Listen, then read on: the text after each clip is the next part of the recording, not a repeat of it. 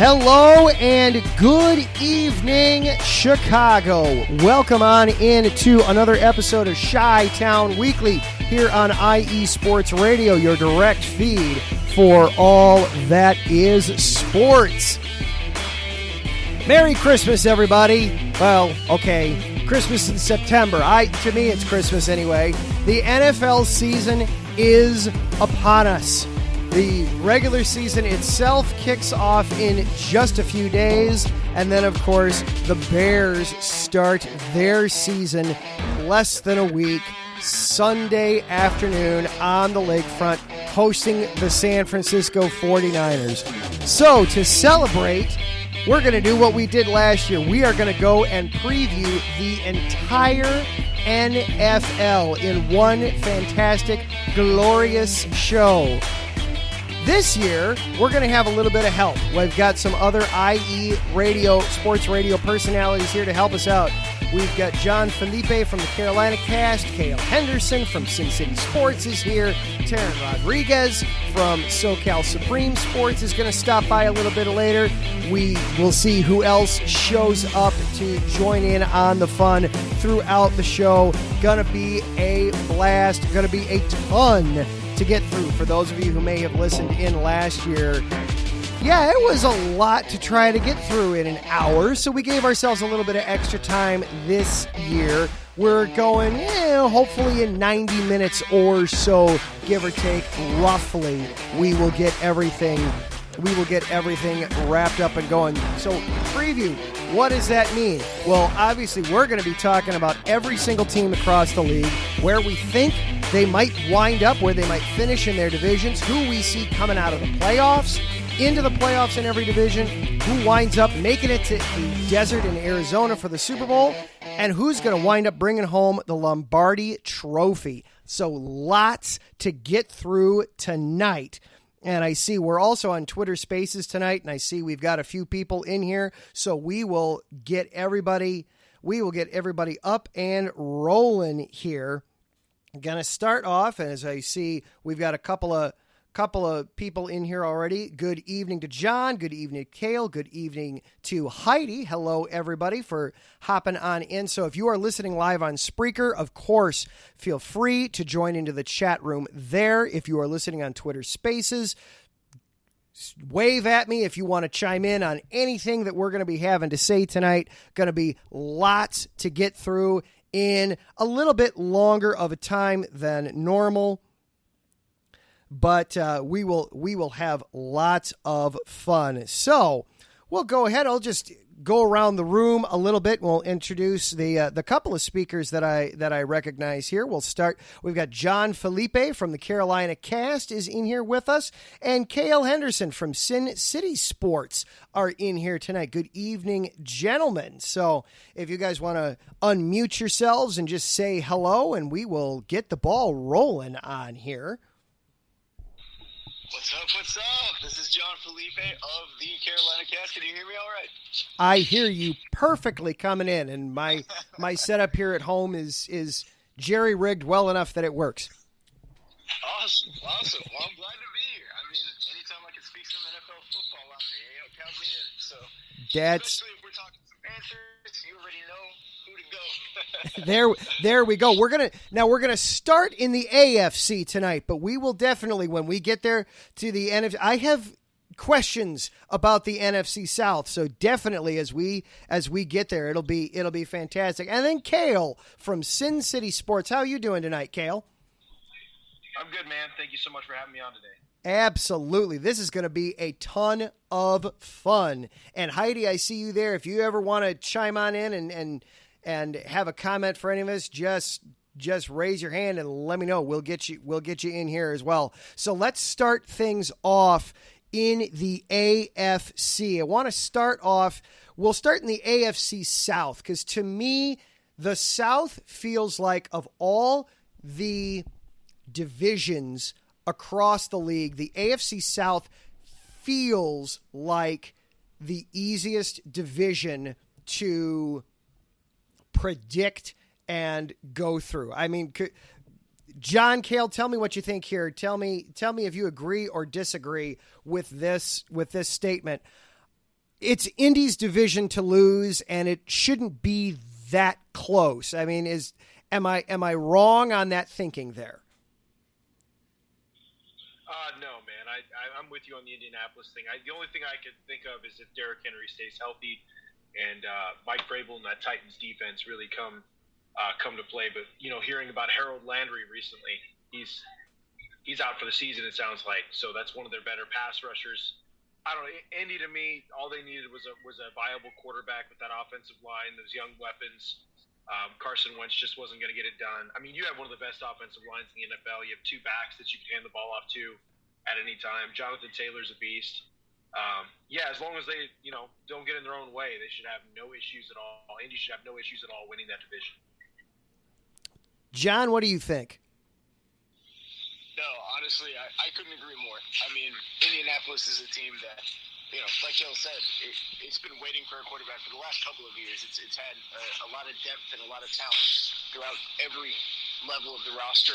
And so for somebody like Matt Ryan to come in, even if he's a little past his prime, Matt Ryan, he was never a super athlete. So as long as he could facilitate the ball and get it to their offensive weapons like Michael Pittman, I don't see anyone outside of a Derrick Henry-led MVP-esque season Titans challenging that throne. I agree, man. And when you look at the Colts, like nobody really wants to talk about it either. That defense is actually pretty stout. I mean, I truly believe that the way the defense is set up. I mean, you have Shaq Leonard. I mean, all-world linebacker, outside linebacker, all-world talent. To me, like that division is really bad. One of the worst in football, and all they have to do is keep their head above water, and they're looking at a 4th seed.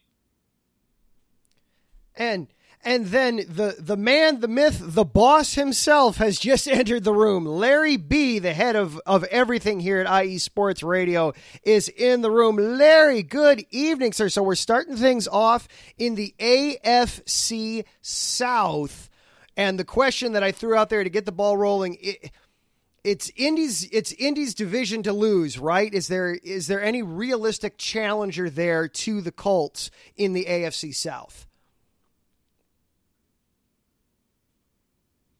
Oh, and there he is. Oh, wait, is it my turn to talk? Sorry, guys. Yep, go right ahead, Larry. Oh, hey, well, I just wanted to say my apologies, Adam. I was dealing with Spreaker, the thing we all know and love and secretly hate at the same time. My apologies. And kind of getting all that in, so sorry for being a little bit late, you guys, but thank you so much for having us on the show. Adam, great stuff so far. Thank you for having me on the show today. Certainly look forward to talking a little bit of NFL, especially on the eve of 3 and Out at freaking 6 in the morning for me. Yeah, it's going to be so peachy at 6 in the morning. My goodness. Every Tuesday, though, be ready, you guys. I'm going to be talking a lot of crap because it's fun. So what was the topic again, Adam, so I can talk some crap? What was it? We're going to be going through everybody, but we're starting with the AFC South. Are there any realistic contenders to the Colts, or is it just put it down as the Colts and move on? 3 and Out, when we did 8 divisions in 8 days, my goodness, back in July. Yeah, it's Adam, would you happen to have any circus music? Or any Looney Tunes? That's exactly what it is. We got Indy that looks like contender, but they're probably not. We're going to have the Titans who are going to win and, not do anything in the playoffs. And we have the Jaguars and the Texans who are going to make all of us feel better about our teams. That's about it. Now, with that said, we'll get to the Titans. I actually want to talk Jaguars first, though, because I feel like if there's a team in this division that I feel like could surprise us, I want to say it's Jacksonville, simply because they did the obvious thing. They got rid of the gigantic clown in the room in Urban Meyer. That was the biggest mistake that anybody could have possibly made, was bringing in Urban Meyer. Great. We're going to take all the off-field stuff aside for a second. You can't deny the results he's had collegiately, but you can't do the things part of the things that you can do in college to make yourself, the king of the castle, your own little fiefdom. You can't do those things in the NFL. And Urban Meyer learned that the hard way with disastrous results with Jacksonville. So now that they've at least got a competent NFL head coach, is this team going to surprise anybody, or is this still, oh my gosh, this team is still so bad that 3 or 4 wins is all we can hope for, and they're going to be drafting top 5 for the 3rd year in a row next year? I see Kayle and I see John in here, so I'm going to let them have fun with this because, I'm going to drop the bomb. I'm sorry. I'm such a jerk. Dude, honestly, I see 6 wins maybe. They're playing a last place schedule, and they're a much improved roster. But it's year 1 for Doug Peterson with Trevor Lawrence, and what kind of coaching staff is he really going to put together there? What kind of scheme? Is it going to be like the Philly scheme where there's a lot of RPOs? Because Trevor Lawrence is definitely more talented than Carson Wentz, and you could very argue that type of scheme would work for them. But I still think they're a couple of years away from building this roster to being a serious contender to the Colts.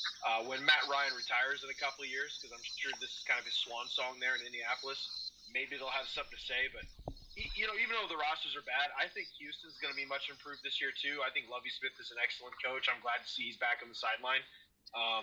They had a really good draft in Houston, so that team's going to get better.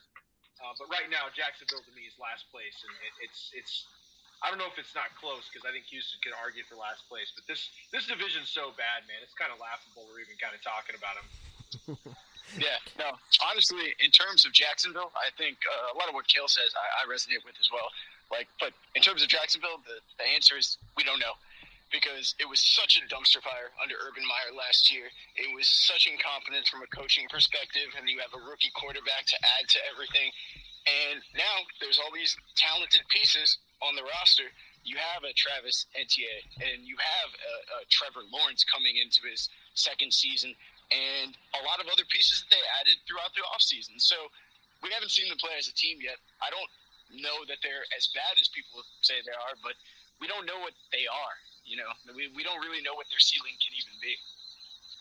Yeah, so a lot of question marks there. And Larry, go ahead, drop your bombs there on the Jaguars. Well done, gentlemen. Well done. I think they definitely stole the thunder, and I love it. Look, we learned with Chip Kelly. I mean, can we pull our heads out of? Okay, I don't know if the explicit button's on. I didn't push it. I did not push the explicit button. Fair warning to everybody. Good save. Just being real, guys. Come on, man. Like I said, didn't we learn with Chip Kelly? You can't do the old school Oregon, trying to tire everybody out offense with the hurry up because everyone's kind of in shape in the NFL. You know what I mean? You're not going to run a lot of. I mean, you can do RPOs, but I mean, come on. If you have a defensive end, I mean, you're not going to run the veer in the NFL. Okay, you're not going to run the wildcat very much. I mean, if the read man is a defensive end, you better hope that defensive end isn't 6'7", running a freaking 4'6". I mean, at the end of the day, there are some things you can and can't do. And homeboy had a rude awakening. Urban Meyer being unsuccessful yet again with the college game. It's a different game. It really is. And the athletes know it. And that's why sometimes it's so hard to make that jump. So realistically, the Jags you can only hope. That's it. You can really only hope because, well, that's kind of all they really have. Trust me, I'm a Raider. I know I'm going to piss off Kayle in here today at some point in time, but that's really all you have is hope. So you do your best to hope. There you go. So a little more hope, a team with a little bit more hope in the division than the Tennessee Titans. Now the Titans, I feel like probably have gone backwards. You've still got Ryan Tannehill. I want to commend the Titans and basically all the teams in the NFL, though, real quick. Malik Willis made it to the 3rd round. I want to give all the general managers a standing ovation right there for not losing their minds and drafting a project quarterback in the top 10 and then throwing all that pressure and weight on him. So congratulations there. But he winds up with the Titans. You've still got Ryan Tannehill there. You've lost A.J. Brown. You've still got King Henry.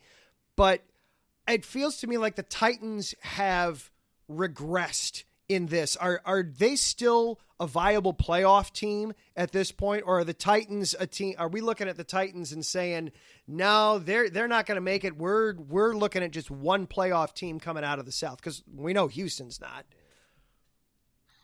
They are an 8-team. Sorry, Larry, we're going to say something. Oh, I was just going to sum it up easy. One and done. Okay, I'm good. No, I was essentially the same thing. They're an 8-win team if I've ever seen one. They were a fringe playoff team, maybe a 10, 11-win team the last couple of years, and it's contingent on the back of unprecedented workhorse running back Derrick Henry. And he's turning 28, coming off of a plate in his knee or in his foot. There's no way he's going to be able to continue this production. And outside of that, this offense isn't much. So they've regressed in almost every category. Their running back that has been their stars, the wheels are falling off. This is an 8-win team. They're riding off in the sunset. Kayle, how about you? I'm disagreeing. I think, it's my bad, man. I find them to be a fringe playoff team, and the only reason why I say that is if something, weird happens with Indianapolis, injury-wise, where they have an opportunity to kind of take over. Last year was kind of an anomaly, that 13-win season, but again, they had great defensive play going on, and I don't think that their schedule was that bad for a first-place schedule. So, to me, the Titans, if they want to win, something's going to happen with Indianapolis, and Derrick Henry's going to have to go off. Losing Harold Landry, man, I'm telling you, for the season is a big deal for the Titans. He's a really good pass rusher, and it's really hard to overcome that kind of an injury. Do you guys remember the Titans? I don't remember the Titans. I do not remember them. I don't remember them at all. I'm sorry. It was a good movie, though. Disney Plus. Yeah, absolutely. I'll tell you what. Remember the Titans is much better. Titans fans might as well just watch the movie, and they'll get a better experience than watching the games this year. I'm down with that. That sounds good. Strong side. Sounds good. Sounds good. As we've got Teran Rodriguez joining us in here, the set of the SoCal Supreme Sports, and Justice McGee, former IE Sports Radio host of On Wisconsin, here jumping on in. So we're wrapping up the AFC South, and correct me if I'm wrong here, guys, but it sounds like we're all kind of in a consensus. We've got Houston finishing at the bottom, Jacksonville finishing fairly close to them, and then the Titans in second, fringe playoff team, and then the Colts should easily win the AFC South. Easiest division in the NFL. So let's move on to a slightly harder division. Slightly harder. We'll move the compass there and go to the AFC East. So the Bills are a trendy Super Bowl pick for a lot of people. I picked them last year. They proved me wrong. I'm going to be, spoiler alert, I'm going to be probably picking them again unless somebody drastically changes my mind here in the next 65 minutes or so as we go through it. But what do we make? Let's start with the rest of the division first. Let's kind of start at the bottom. The Jets, starting with Zach Wilson and that catastrophe I am a Justin Fields apologist, but not just because he's a Bear. I felt like he should have been the second quarterback taken in last year's class, that it should have been Trevor Lawrence, Justin Fields.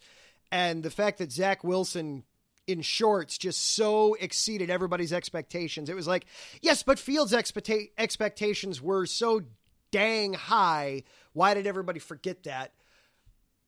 Are the Jets going to be anything this season, or are we going to be once again talking about how their problems are they're just bad at football for the second year in a row?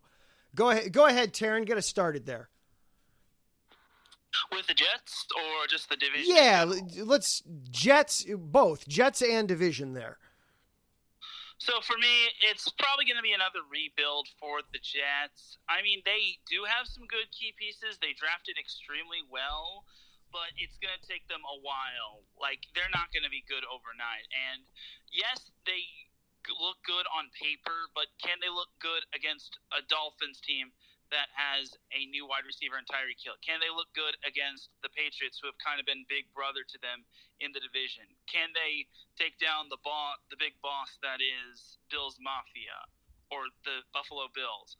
Those are kind of my burning questions. I really don't think the Jets they're going to be improved, but again, I don't really expect them to get out of the basement unless, of course, they magically just tap into the powers of Joe Namath, and I don't even think that could even save them. So I think that's kind of my little take right there on the Jets. And then the rest of the division, it's going to go through Buffalo.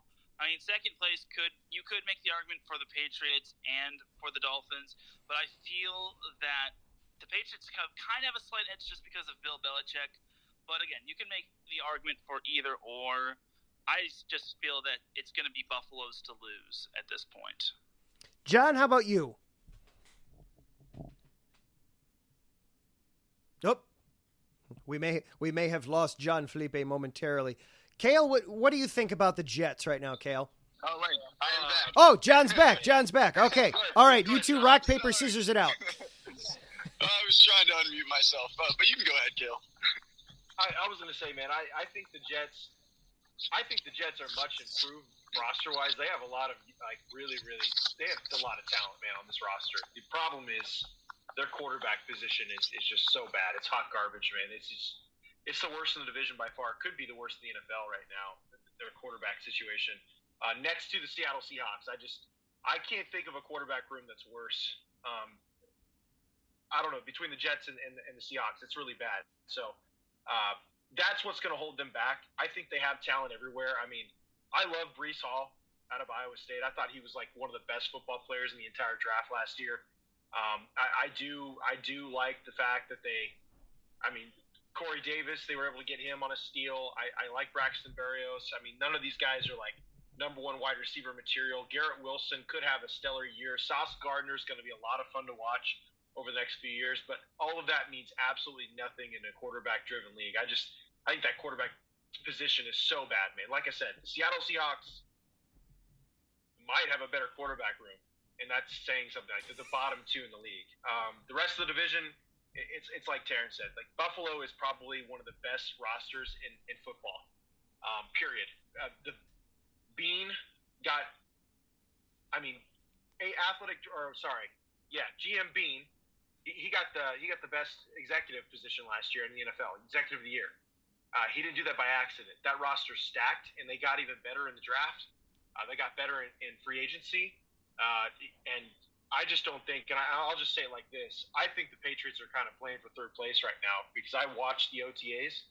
I watched the joint practices between the Raiders and the Patriots. There was a lot of highlights out there and stuff like that, and the Raiders just destroyed them for an entire week, and then made the Raiders backups made a bunch of the Patriots starters look really silly. So it wouldn't surprise me if Miami makes the leap to second with that new outside zone scheme and the talent they got on that roster. This division is going to go through Buffalo, but there's talent all over the division. It's just a matter of will the quarterbacks make a difference. That's where I'm at on that division. All right, John, go ahead. All right, so, similar to what Kayle had said, the quarterback position is a huge question mark for the New York Jets, and I think they're really only going to go as far as their second-year quarterback, Zach Wilson. I didn't watch too many Jets games last year. I saw the game opener when they played the Panthers. He did not look like an NFL quarterback, but he showed flashes. I don't know if he showed flashes continuously throughout the season, but then you got guys like Elijah Moore, who is a second-year receiver coming out of Ole Miss, looked good at points. You guys got guys like Breece Hall. Of course, you also lose guys like Mekhi Becton, who was supposed to be, a stalwart, and now his second year in a row, a young, athletic stalwart of an offensive tackle goes down. It kind of caps how good Zach Wilson can be. I'm not entirely sure what the Jets have, but I do know one thing. They're only going to go as far as Zach Wilson takes them. as far as the rest of the division, I mean, I'll keep it quick. It's essentially what everybody else said. It runs through Buffalo, and I know Brandon Beane and Sean McDermott, two former Panthers, very well. Brandon Beane was the assistant general manager for the Carolina Panthers, and Sean McDermott was the defensive coordinator in that 2013 season when Ron Rivera won Coach of the Year. Both class acts. They know how to build an organization. They are killing it, and nobody's going to beat them. In terms of the Patriots, also, Panthers had a joint practice with the Patriots, and weirdly enough, I followed what Kayle said. Like, they looked unprepared. They were turnover laden. They just didn't look good, and they looked the same way in the preseason game. So, especially their first team. Miami is a wild card. We'll see what Tyreek Hill can do and Jalen Waddle, but I think this division goes through Buffalo. And then Larry, take us through your opinions on the wonderful AFC East. JETS, just end the suffering. I mean, that's exactly what it stands for. I mean, I hate to say it, but it is what it is. Sorry, y'all suck. I mean, there's positives there, but there's too many negatives to say too much positive. Bill is Bill. Bill is always going to be Bill, and as long as Bill's a Patriot, then they're not going to really go under totally. So I believe that. I'm a Bill fan. What can I say? Bill, not Bills. Bill. Dolphins have a shot, actually. I'm surprised I'm saying that. But yes, it is going to definitely go through Buffalo. Do I have them as a Super Bowl team? No. but I think they have a solid team to maybe an AFC Championship team. They got it. I mean, honestly, overall, it's easy to see that the Buffalo Bills are about as tough as it gets. And realistically, short and sweet, I feel that they are definitely the gold standard of the division now. Patriots had their fun, and I think that's basically where we are. So try to keep it short and sweet and have a couple laughs in there. So there you are. There we go. Yeah, the Dolphins, I like a lot of the moves that the Dolphins made. Tua Tagovailoa, he reminds me way too much of Tim Tebow. Blazingly accurate up to 1 yard. And then after that, it's just, I don't know where that football is going. I do not know what's going to happen. So Tyreek Hill, it's great that you've got extra weapons there. I don't trust that the quarterback they have in place will be able to take advantage of those weapons. The Patriots, it's Bill Belichick. It does feel like, though, that the Patriots have regressed a little bit here. It's going to be interesting to see how Mac Jones moves now that his former OC is now out in Vegas, and we'll talk about Vegas here in a minute. But it's interesting to me to see what that offense is going to look like. I was reading some reports earlier today that it sounds bad in New England. It sounds like things have definitely taken 2 or 3 steps back. Now, it's still Belichick. It's still the Patriots. It's still the AFC East. It feels like they should be able to move through. But, yeah, it feels like the Bills should be able to comfortably win this division and go a long ways. So now let's talk AFC North, because this division confuses me. I finally settled on what team I think is finishing in last, but the other 3 I have no clue on. So I want to hear your guys, and Justice, if you want to throw in some opinions, just give me a fist or something there so I see it and throw in some opinions there too. Let's start with John. John, take me through the AFC North. Who do you see coming out of this? Because this division confuses the heck out of me. We've got the defending AFC champs, but I don't know what to make of this division. So help me out here, John. Get us started here. All right, AFC North. Wow, that is an interesting division, considering that last year the Ravens were not the Ravens that we knew, because for so many weeks Lamar Jackson was unhealthy. And the Steelers were not the Steelers that we knew, because, well, just complete dysfunction from their offense. I mean, to predict what is going to happen this year, you need to look at the new quarterbacks. So let's look at the Browns. Deshaun Watson, oohs and ahs, not going to play until week 11. So we have Jacoby Brissett. That pretty much disilludes the Browns from anything. Unless there's an elite roster around him, or a very good roster around him, Jacoby Brissett's not going to bring up a team. So I don't think the Browns are going to go anywhere, regardless of the talent they have. In terms of now, the newly named quarterback for the Steelers, Mitch Trubisky. So a lot of people were saying, hey, maybe Kenny Pickett's the guy. He looked good. He made a couple nice throws. Well, now he's third on the depth chart. And it could just be showing the rookie his ropes kind of thing. And maybe he comes in week 3 after Mitch Trubisky has a couple of less than stellar performances. But right now it's Mitch Trubisky. And again, I mean, leaves a lot to be desired. He was, ever since that Pro Bowl in 2018 on the Chicago Bears, and even in that season, he didn't really promote his team, and that team doesn't have a lot of offensive weapons to be able to just let him ride, And the Najee Harris thing, I understand, but I don't think he's enough. He's not dynamic enough in the pass game, and the type of runner he is doesn't fit with today's NFL to completely take over a game. In terms of the Ravens, now, the Ravens I see as one of the teams on the up and up. Because if Lamar Jackson plays a full season, I know that Hollywood Brown is, no longer there. But homeboy Rashad Bateman is coming in, taking over the thing. They're a run-heavy team. I think if they get J.K. Dobbins, they'll be good. So, honestly, I think I talked myself into the Ravens winning the entire division, and the Browns and Steelers not doing much. And then what about the Bengals? Oh, how could I forget the Super Bowl Bengals? Yeah.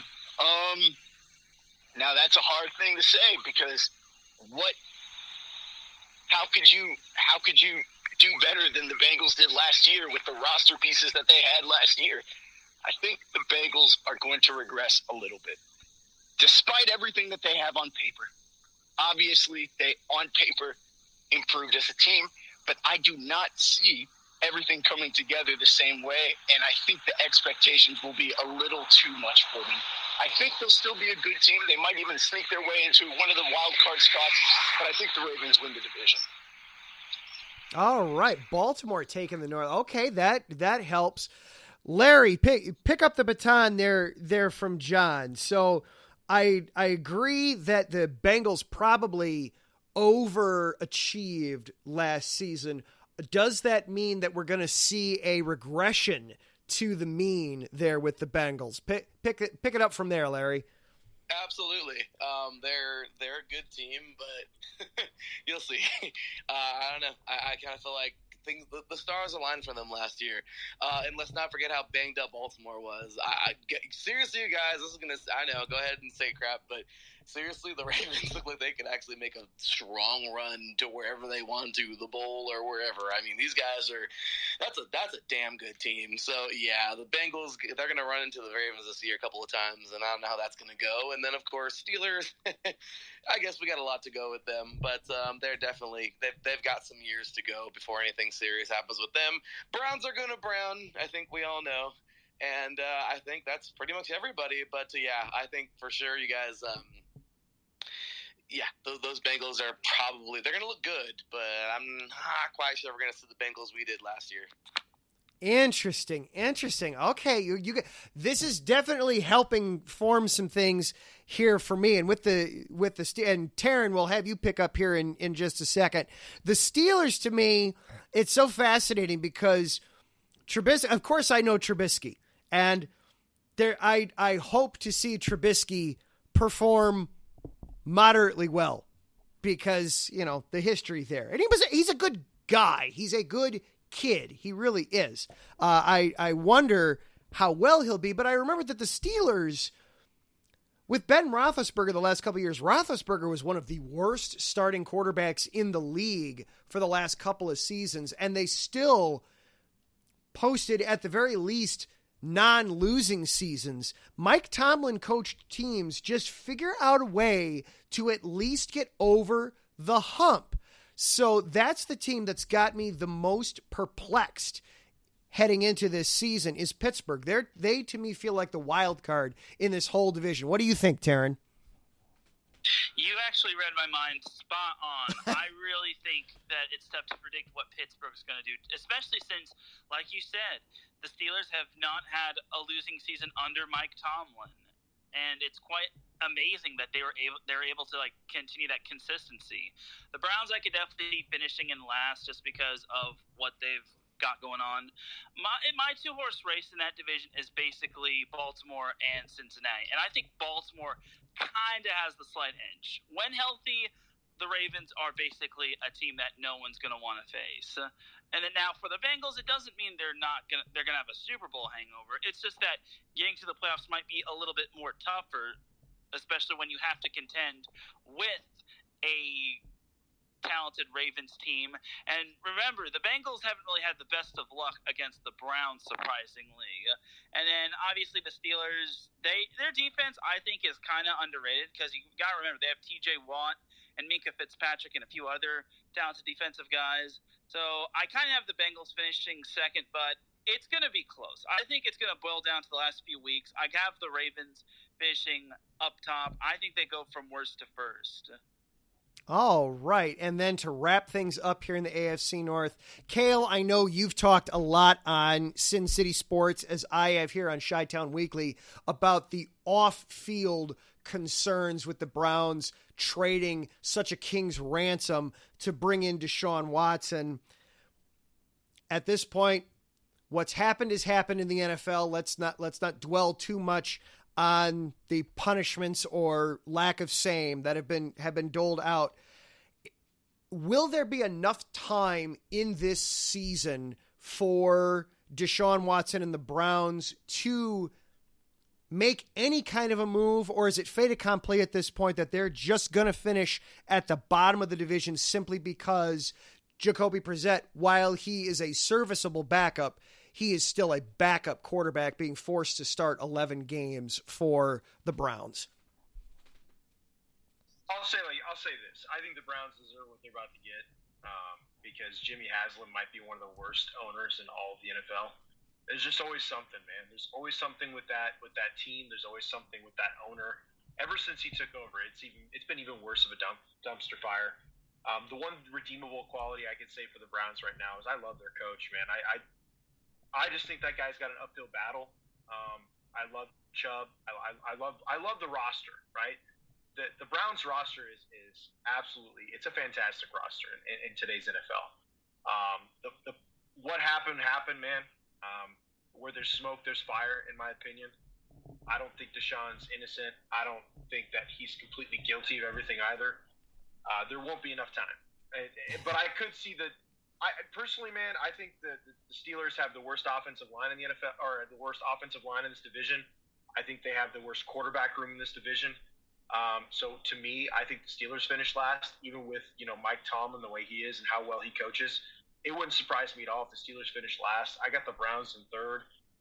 Even though the Baltimore Ravens, in my opinion, had the best draft, I don't know if Lamar Jackson should show up week one. And there's nobody that's come out and said it's for sure. Like, he's still in this contract thing.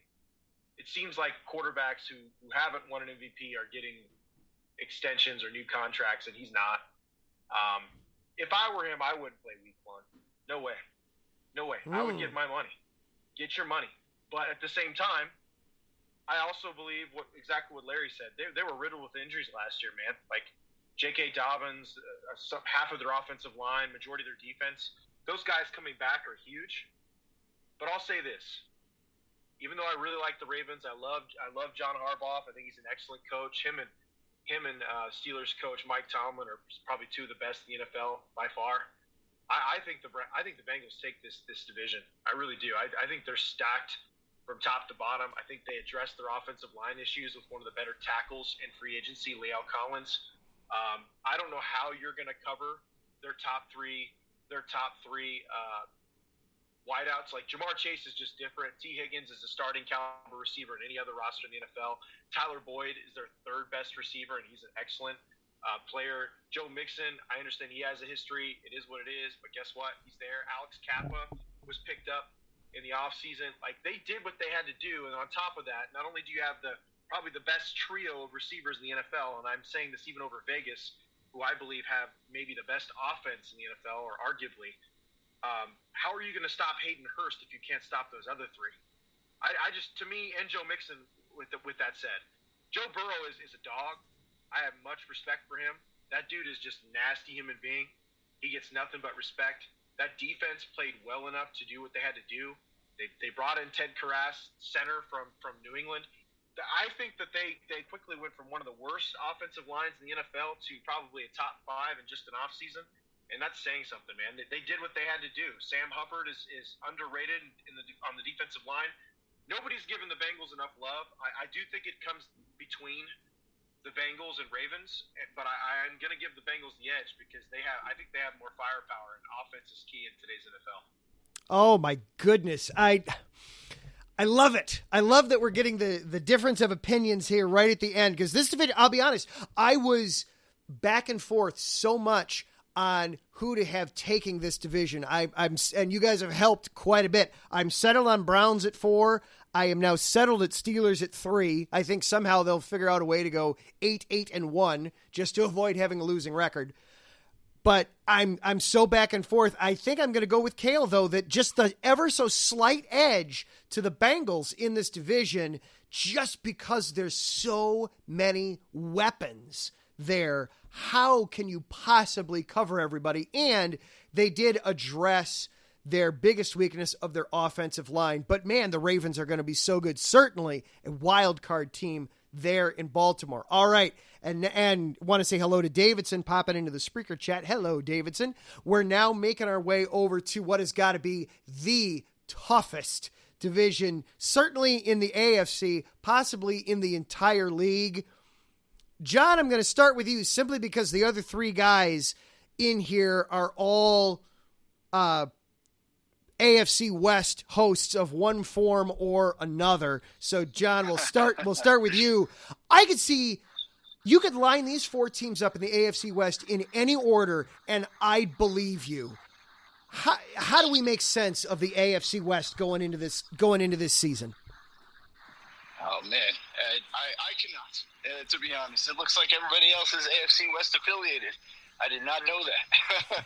But obviously, from the rest of the NFL looking in, we do not envy any of you guys. I mean, looking at the Broncos, the Chargers, the Chiefs, I mean, just these top, heavy offenses. And now you've got additions galore. I'll start with this. Obviously, with the Kansas City Chiefs, they lost Tyreek Hill. Now, what does that mean for Patrick Mahomes? Because he had a video game arm and a video game receiver that was able to just, anywhere you needed him to be, he uncorks his arm and he's there. Does that make him a better quarterback, or does that take him back? I may be veering towards the thought that makes him a better quarterback, that he doesn't have that safety valve to just, there goes Patrick Mahomes or Tyreek Hill. So I like the Chiefs. I think that they still don't have a running back or a stud of a running back. But they've really not had one since Kareem Hunt, and that has not stopped them in any way. The team that I'm really interested in are those Chargers. The Chargers are perhaps one of the most offensively talented teams in all of the NFL. So I think Justin Herbert, you could not have lucked into a better quarterback. I mean, nobody was seeing it coming.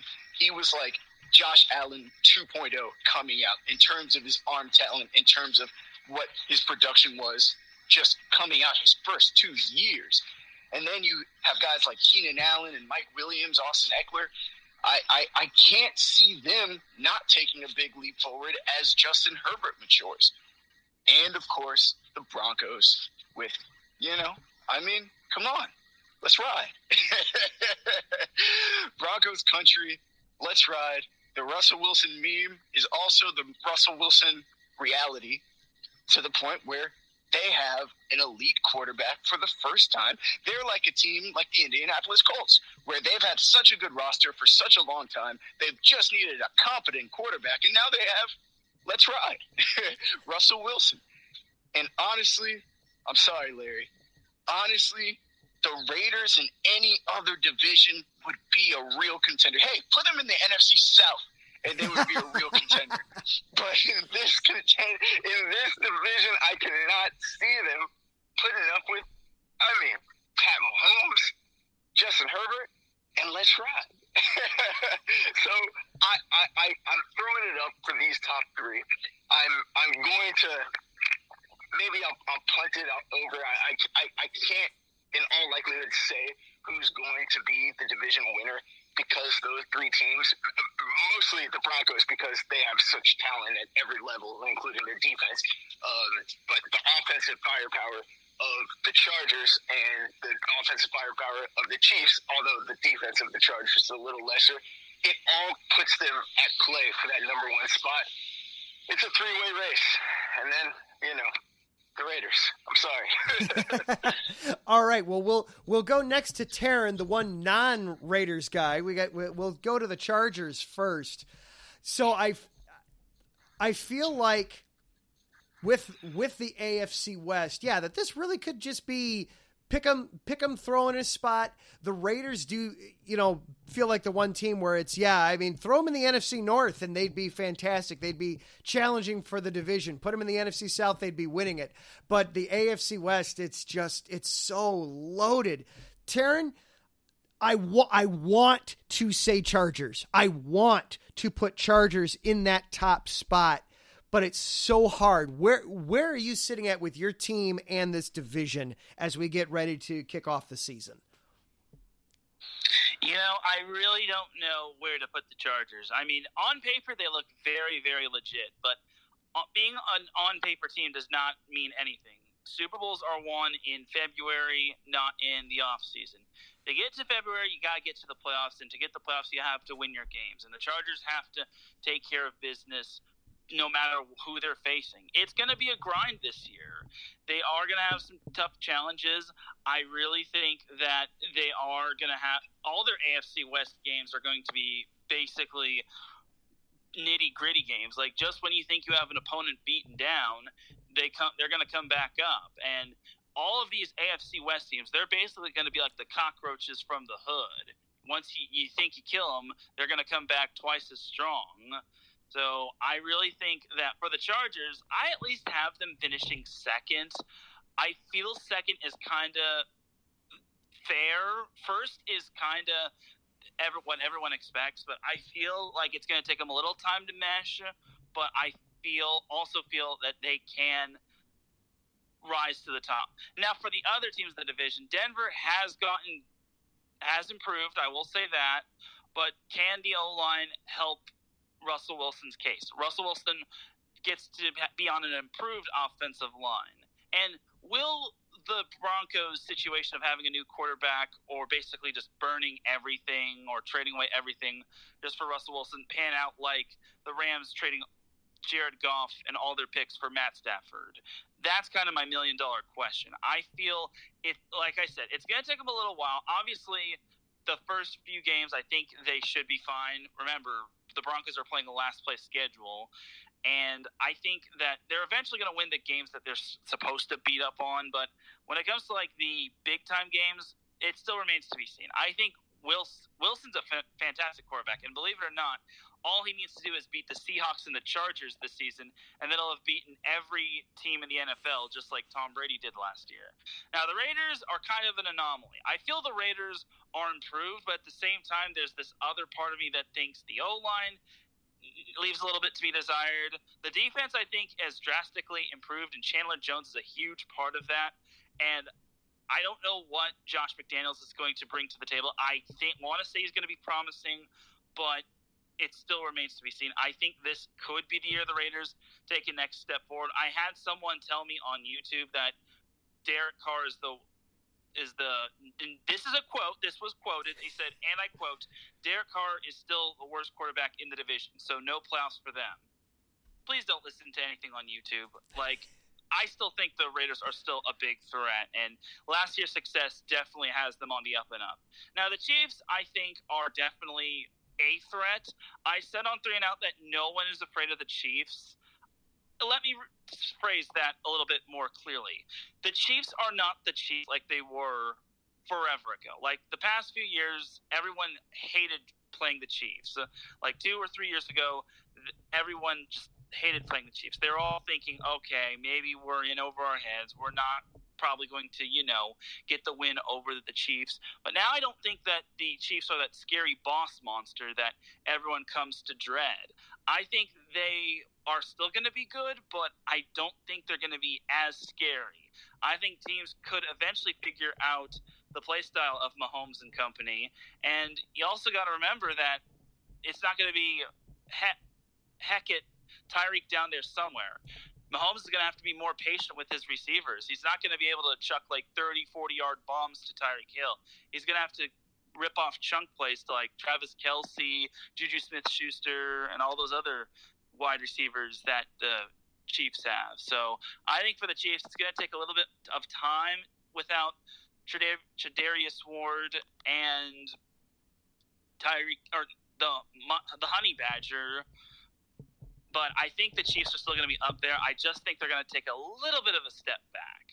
But I'm not trying to stir the pot when saying no one's afraid of the Chiefs. I just think that the Chiefs aren't going to be the scary monster under the bed. They're just going to be a little bit scary.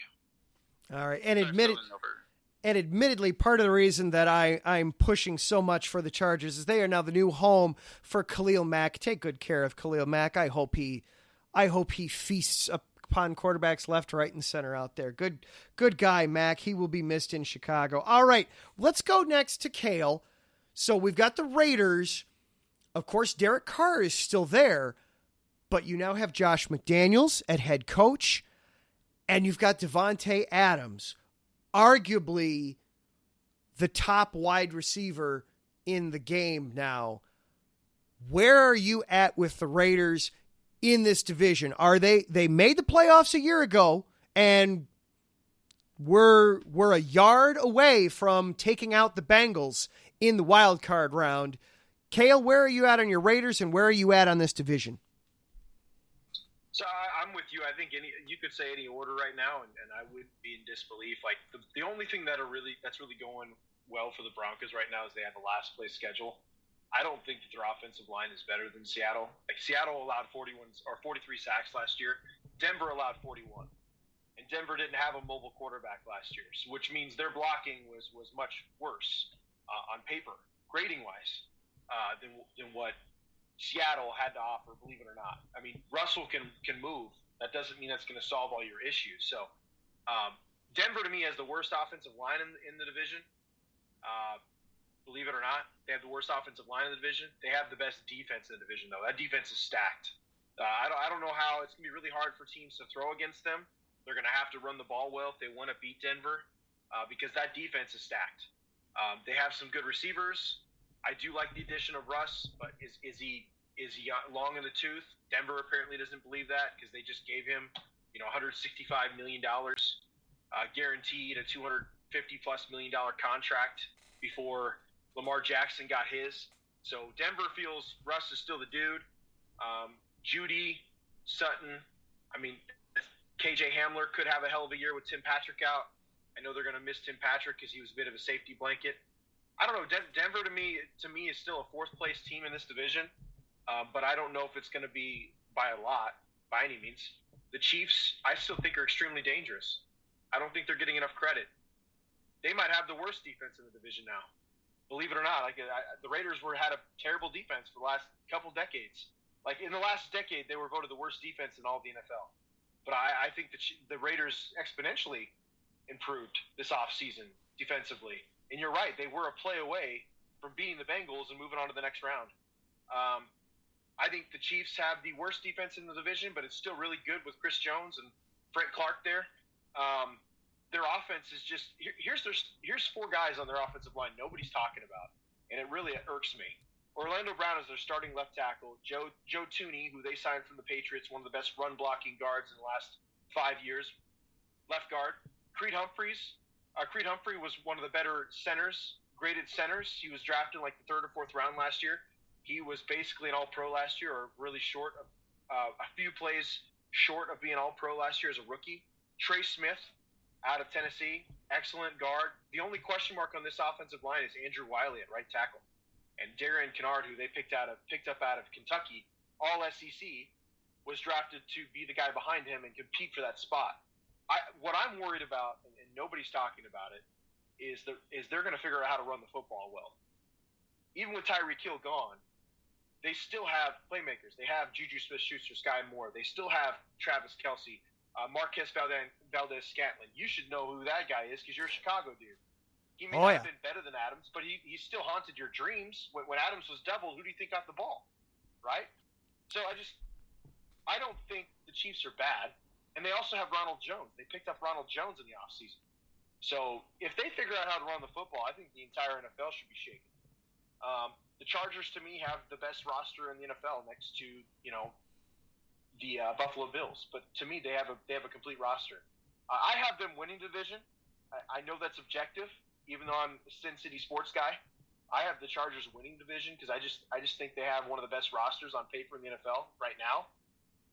But I have the Raiders coming in second because I just don't know how you're going to stop their offense, man. You can say what you want about that offensive line, but one of the smartest offensive line coaches in the NFL, Coach Priscillo, who learned under Dante Scarnecchia, who coached under Bill Belichick for 20 years and did nothing but produce top 10 offensive lines for 2 decades. This dude took over the helm for Bill Belichick a few years ago. Again, nothing but top 10 offensive lines the last few years, and they feel comfortable with who's on the Raiders roster right now. To me, I don't know how you're guarding Devontae Adams one-on-one. You can't. I don't know how you're guarding Hunter Renfrow. Again, those two guys are probably both top 3 route runners in the league. Hunter Renfrow is probably one of the top slots in the league now. I just don't know how you're going to guard this team. And then, I haven't even mentioned Darren Waller yet, who's all-world. He's never had guys outside of him like Devontae Adams to take away attention. Josh Jacobs is still a hell of a running back, even though he didn't get his 5th-year option extended. That's just kind of the way of the business now. Running backs are undervalued. I don't know who's stopping this offense, man. The only way you're stopping this offense is if you're an elite football team. And I don't see too many teams that have a better roster than the Raiders right now. And I don't see too many teams that have a defense that's going to be able to stop the Raiders from scoring points. And the anomaly and what nobody's talking about is if this pass rush with Crosby, with Bilal Nichols, who you should know because he was a hell of a – I'm surprised Chicago let him go. He was a hell of a nose tackle. And Chandler Jones. I don't – to me, man, they're an underrated team, and I love it. I want them to fly below the radar because I think they could win the division. I'm not saying they will. I'm not picking them today. I got the Chargers. But you can't tell me that if it's one-on-one for the division title, Derek Carr has the ball under 2 minutes left, down 4 points. I'm picking Derek Carr 90% of the time. I'm putting money on him because the guy is just, to me, he's clutch. And nobody can argue against that. He leads the league in comebacks since 2014, and it's because the Raiders rosters have been so piss poor over almost the last decade. This is a team that nobody's talking about. I mean, they're talking about it, but nobody's talking about them winning the whole thing. And I think they should kind of count their chickens, man, because seriously, Josh McDaniels, it's a culture change in Vegas. They went from being the most penalized team in the league the last 4 years. In the preseason, they were the least penalized team by far.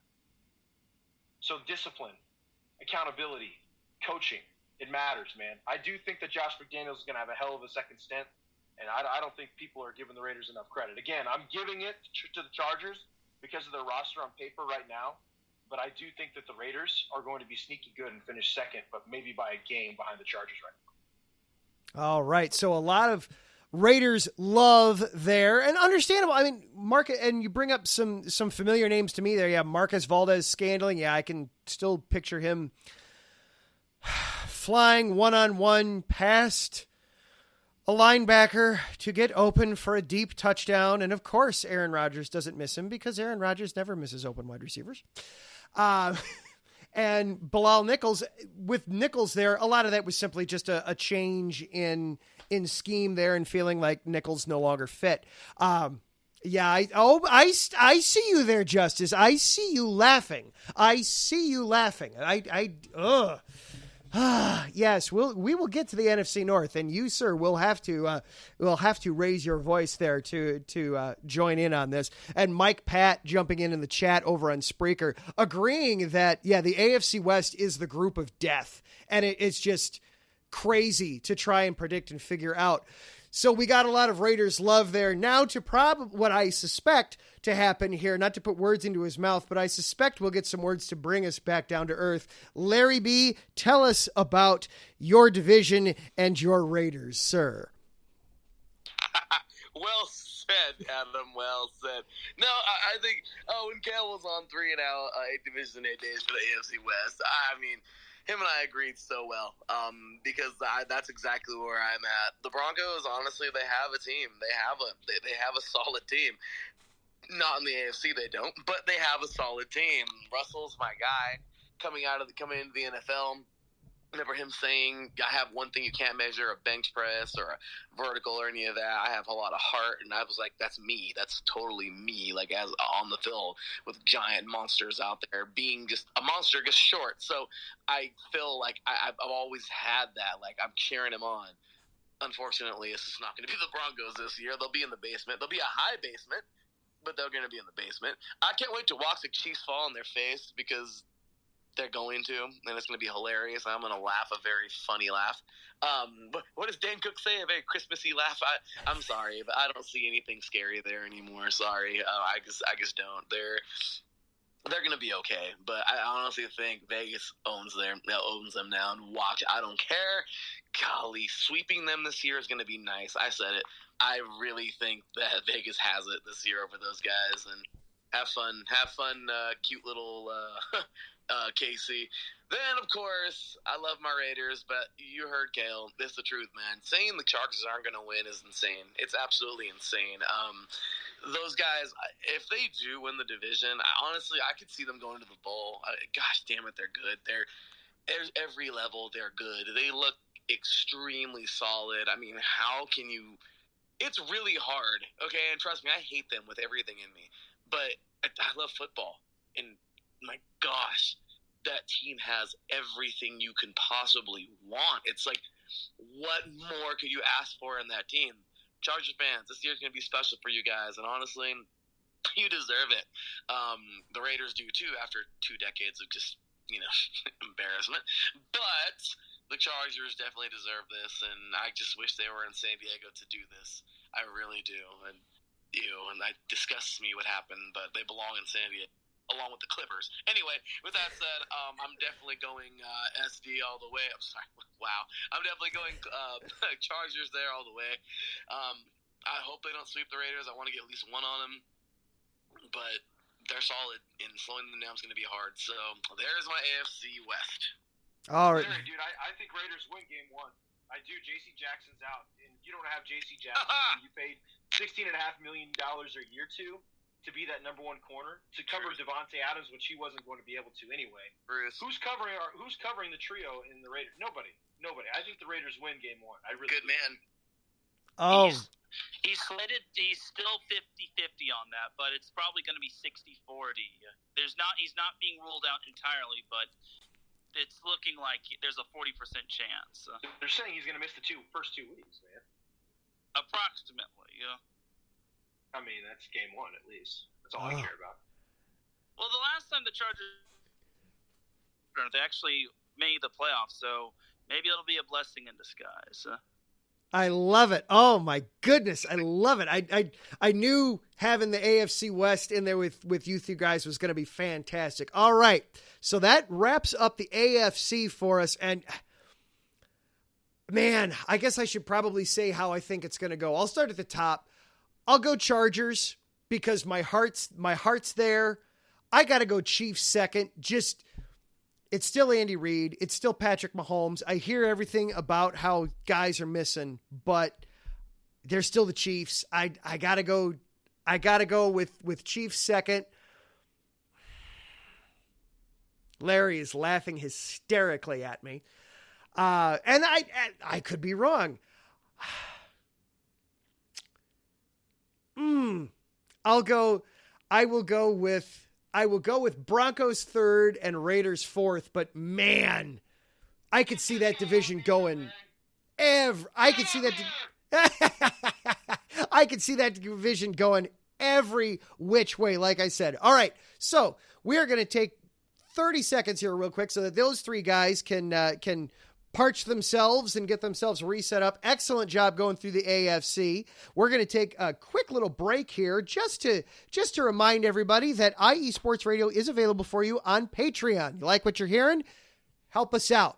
We have been around now for 8.5 years, bringing you amazing content, city shows dedicated to just unique sports, whatever you want. We've got it here for you. We're ready to take the next step, but we could use your help. Starting at just $5 a month, you can be one of our Patreon supporters. Guys like Bay Area Raised, Emlos Great, Key to the Gate. We've even got an anonymous Patreon supporter. Thank you to those Patreon supporters. You get a shout out on each one of our shows every single week. We've got shows in New York, Chicago, Detroit. We've got California, North and South. We've got shows, all sports dedicated just to unique sports, like Set Point coming up after this one. We're in Vegas. We're all over the place. Higher tiers will get you access to some of our merchandising, access to our podcasting university, and even, you heard him mention it when he came on, Larry is the host of 3 and Out. You get to the high enough Patreon level, you get your own dedicated segment with Larry B on 3 and Out. So if you're at all able, support us on Patreon. We really appreciate it. If nothing else, so thank you so much for continuing to come here and listen to us each week. And I'm looking at the clock. Teran, do you mind if we go a little over tonight? Because we've got a conference to go, and then I'd at least love to hear everybody's opinions on who they think is going to be dancing in Arizona come February. So, Teran, do you mind if we go just a shade over tonight? I don't want to kill your show, though. Yeah, you can go over if you want. All right. Excellent. Thank you, sir. So now let's shift gears and go over into the NFC. And we lost John Felipe, which stinks. So I'm going to change it up ever just slightly in case he comes back. Let's start in the NFC East. Let's start there. The NFC East. Oh boy. Okay. So NFC least. Yeah, NFC least, really. I mean, this is always a weird division to predict. It's not the case this year, but in a lot of years, it feels like they can't all finish last. Mathematically, one of them must win it. This year, we've at least got Dallas and Philly should be competitive, kind of. But is there anybody out of this division that's seriously going to be contending for anything come January or February? Kayle, let's start with you, my man. The only team I really see that'll be a competitor, excuse me, I'm choking on Sour Patch Kids. Uh-oh. The only blue raspberry, man. They come in all singular flavors now. It's kind of crazy. The only team that I really see that could be a contender is possibly Philly. And I'll say it like this. Hear me out. I think their defense drastically improved. I think their defensive line is probably going to be one of the best in the NFL. I do like their DB room. Nobody's talking enough about the DB rooms. Darius Slay and they added the kid out of the Giants this last year. I'm sorry, I'm blanking. I don't know why, but yeah, I think their defensive line, their DB room is set up for a deep run in the playoffs. And the other thing nobody's talking about is I think they have the best offensive line in the NFL. I truly do. I think the Philadelphia Eagles. I think with Mailata and let's see here. Yeah, Mailata. Oh, James Bradbury is who they picked up from the Giants. So your Darius Slay and James Bradbury are their top corners. And to me, those are two number one corners on the same team. Jason Kelsey's still an all-pro center. He's long in the tooth, but he'll get it done. You have Jordan Mailata, excellent tackle. Tyler Johnson, right tackle. one of the best tackles in the game. Sorry, Lane Johnson, one of the best right tackles in the game. To me, man, I just think they have one of the best offensive lines. And you picked up A.J. Brown in the offseason. You already had Devontae Smith, former Heisman winner. And Jalen Hurts, when you look at his statistics, are on par, if not slightly better, than Lamar Jackson's going into his third year. So Jalen Hurts is going to be a sneaky good player, especially if they can run the ball really well. Jacoby Dean, I think, was a steal in the draft. Listen, man, say what you want. I know I sound crazy, but Philly to me is the best team in that division by far. Something about Dallas always just kind of – they have a Super Bowl caliber team, but they always crapped on their leg. Philly, to me, wins this division, and I think they're the only team in this division that might have an opportunity to contend because of their defensive front and how well their offensive line plays. I like it. Jason Kelce, by the way, has become one of my new favorite players simply for deciding to wrap his protective practice helmet, the new concussion helmets. He decided to wrap it in bubble wrap to try to get an extra 2 or 3% of protection for his brain. He's become one of my new favorite players just for that alone. I love it. All right, Larry, pick it up from there. I mean, it feels like the bottom of this division is Washington and New York fighting it out, and then Dallas and Philly fighting it at the top. What do you see going down in this division, Larry? That's exactly it. It's kind of this is the very easy one to sum up. I don't even know if I'm going to go for a minute. We have the battle for first with Philly and Dallas, and the battle for third with the Commanders and Giants. I mean, I think we've all thought about this a couple of times. It bothers me that the Commanders have the defensive line from hell, and they've had it for a million years, or at least for at least the last couple of years. But for some reason, they can't ever seem to do anything offensively to kind of complement it. Therefore, they're kind of stuck there. The Giants, I don't even ask. And then we have the Cowboys, who they're consistently always that team that they look like they can do it, but they can't. It's kind of like that dude in the gym that puts on all the weight, like you guys have heard, right? That Kevin Hart one where the guy in the gym that puts on all the plates and walks around and does whatever and then doesn't even hit it. Like, it's just kind of funny. Like, that's kind of like what Dallas is. They're like, yeah, no, we're good. Like, it's I don't know. This is kind of funny. And Philly honestly does look pretty solid. So I don't know. Dallas could contend, but at the end of the day, I think whoever goes is gonna be one and done. I don't think anybody's going for the divisional round from there. But yeah, just my thoughts. All right. And then Teran, wrap up this NFC East for us a little bit here. Carson Wentz with the Commanders, does that do anything for them, or does that take them backwards? It improves Washington a little bit, but not by much. I kind of feel that Wentz is a little bit of a step up from Fitzmagic, even though Fitzmagic was magic, but I think he's better than Daniel Jones, that's for sure. I don't see how the Giants get out of fourth place. Like, it's basically Giants fourth, as I have it, and then Washington third, and your two-headed monster of the division is basically Philadelphia and Dallas. I said Dallas at first was going to win the division, but now I'm thinking after the Eagles just got Chauncey Gardner, I forget his last name, Chauncey Gardner-Johnson. I think the Eagles have a little bit more of a slighter edge, but I think it's going to be close. I think now the Eagles are going to win the division, but it's going to be very close between them and the Cowboys. And honestly, I don't have it any other way. At least that's why everyone calls it the NFC least. Please, no more primetime games. Why do we have to have every Monday night football game be between the Cowboys and the Giants?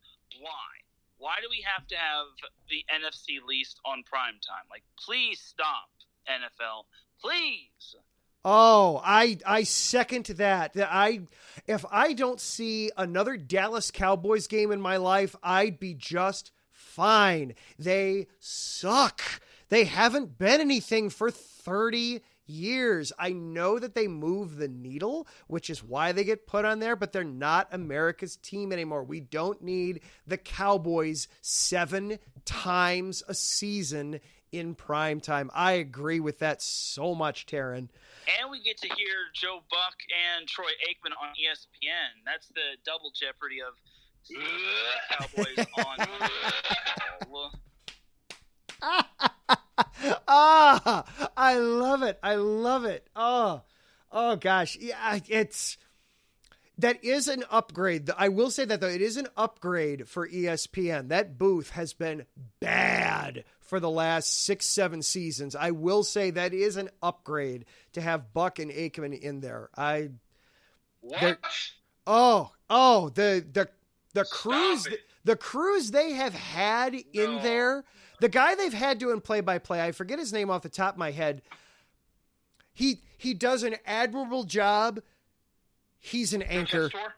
He's an anchor. He's a Sports Center anchor, and he was excellent at that. He's trying his hardest at play-by-play, and I commend him for that. What's that? Was that the guy? Was it Steve Tevy? I think last year was like Steve Levy. Tevy, Steve Levy. Yeah, Steve Levy. Yeah. He's trying. Steve Levy. My bad. He was trying his hardest, but he's an anchor. He's an anchor. Let him be an anchor. And Brian Grease. I can't wait. And Tessitore wasn't bad, in my opinion. No, Tessitore was great. Tessitore, excellent. Tessitore was okay. Brian Greasy was okay. But it is an upgrade for ESPN. But what's that? Was awesome. Lou Riddick was great color. Yeah, Lou Riddick was good. Lou Riddick was good. He was solid. But in all, anyways, we're getting off the rails there.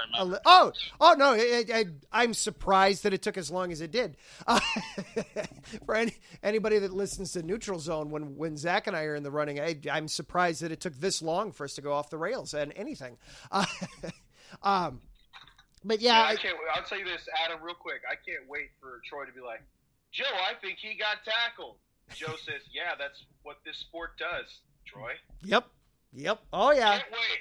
It'll happen. We all know it's coming. But yeah, for me, the NFC East, it's Giants are at the bottom. Daniel Jones, oh boy. That's kind of blown up on the launch pad on him a little bit. Commanders will not be good. Mike hasn't made any disparaging comments in the chat room, so he must not disagree too terribly much there with that. Yeah, Mike McCarthy's a terrible head coach, so I'll go Dallas second, and I'll take Philly one. I'll flip-flop on those two. Mike McCarthy's a terrible head coach. He could figure out a way to do as little as possible with decent talent. So I'll put the Cowboys second, and then we'll go with the Eagles first. So let's do the NFC West next, just to try to give John a little bit more time to hop back in if possible. So let's start with the NFC West. Now, this is another tough division because you've got the defending champs, you've got the conference runner-up, you've got the Cardinals are still at least a viable playoff contender, and then you've got Seattle rounding out the division. So, Larry, get us started here on the NFC West. What do you see happening in this division? Is it the Rams' playground and everybody else is just living in it, or could we see some shakeup? Oh my goodness, I love this division. I'm really happy, as I expressed a lot on 3 and Out, that we get 2 top divisions. I mean, I don't know. You never really get this. The AFC West and the NFC West are playing each other this year. I am so excited for every one of those games because it's going to be really good. Because even your suckiest team is good, Broncos. So, I mean, seriously, like, that's going to be it. The Broncos and the Seahawks are, like, they're best friends. They're both actually pretty okay. But, you know, Broncos are better. But the Seattle Seahawks are in a little bit more trouble. Regardless, they're good, but they're not going to be good enough whatsoever to do anything in the top 3. But seriously, they're still not a terrible team. Then, of course, we're going to have, and this is always kind of tough because I want more out of this team. I really do. I'm not sure how the Cardinals are going to do this year. I think it's going to be a mean toss-up between them and the Niners. I want to take the Cardinals much, much, much more over the Niners because I just hate the Niners. It's just what I do. A big part of me, I just can't stand them. Yeah. But Yeah, I just can't help it. I can't stand them. But it's just, Cardinals are good. But yeah, I'm gonna go with the Cardinals. Then, of course, I really have to go with the Niners after that, and definitely the Rams. Why is it that order? Because, seriously, the Niners are a pretty solid team. Are they a Super Bowl team? No. Just because I'm being biased. But, honestly, the Rams have a chance to go back. That's a damn good team. That's a solid team, you guys. And honestly, I really, really think that more so than the Bengals, the Rams definitely have a chance to go back and repeat. All right. Yeah, and the Bears, of course, get to start things off with the San Francisco 49ers, the Trey Lance era official. Hey, I'm right there with you. Oh, well, I've said it to you a lot of times that you are a closet Bears fan. You just don't know it. But yeah, and it's the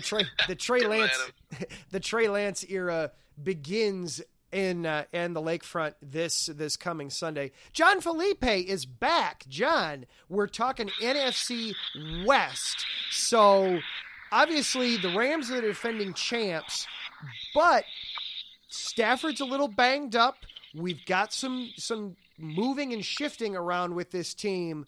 Are they still the king of the hill until somebody takes them off? All right. I'm glad to be back. Oh, my goodness, these Twitters and apps and whatnot. I'm not a fan. I hope you guys didn't talk about the NFC South without me. I skipped the South and hoping you were going to make it back. I appreciate you, brother. All right, so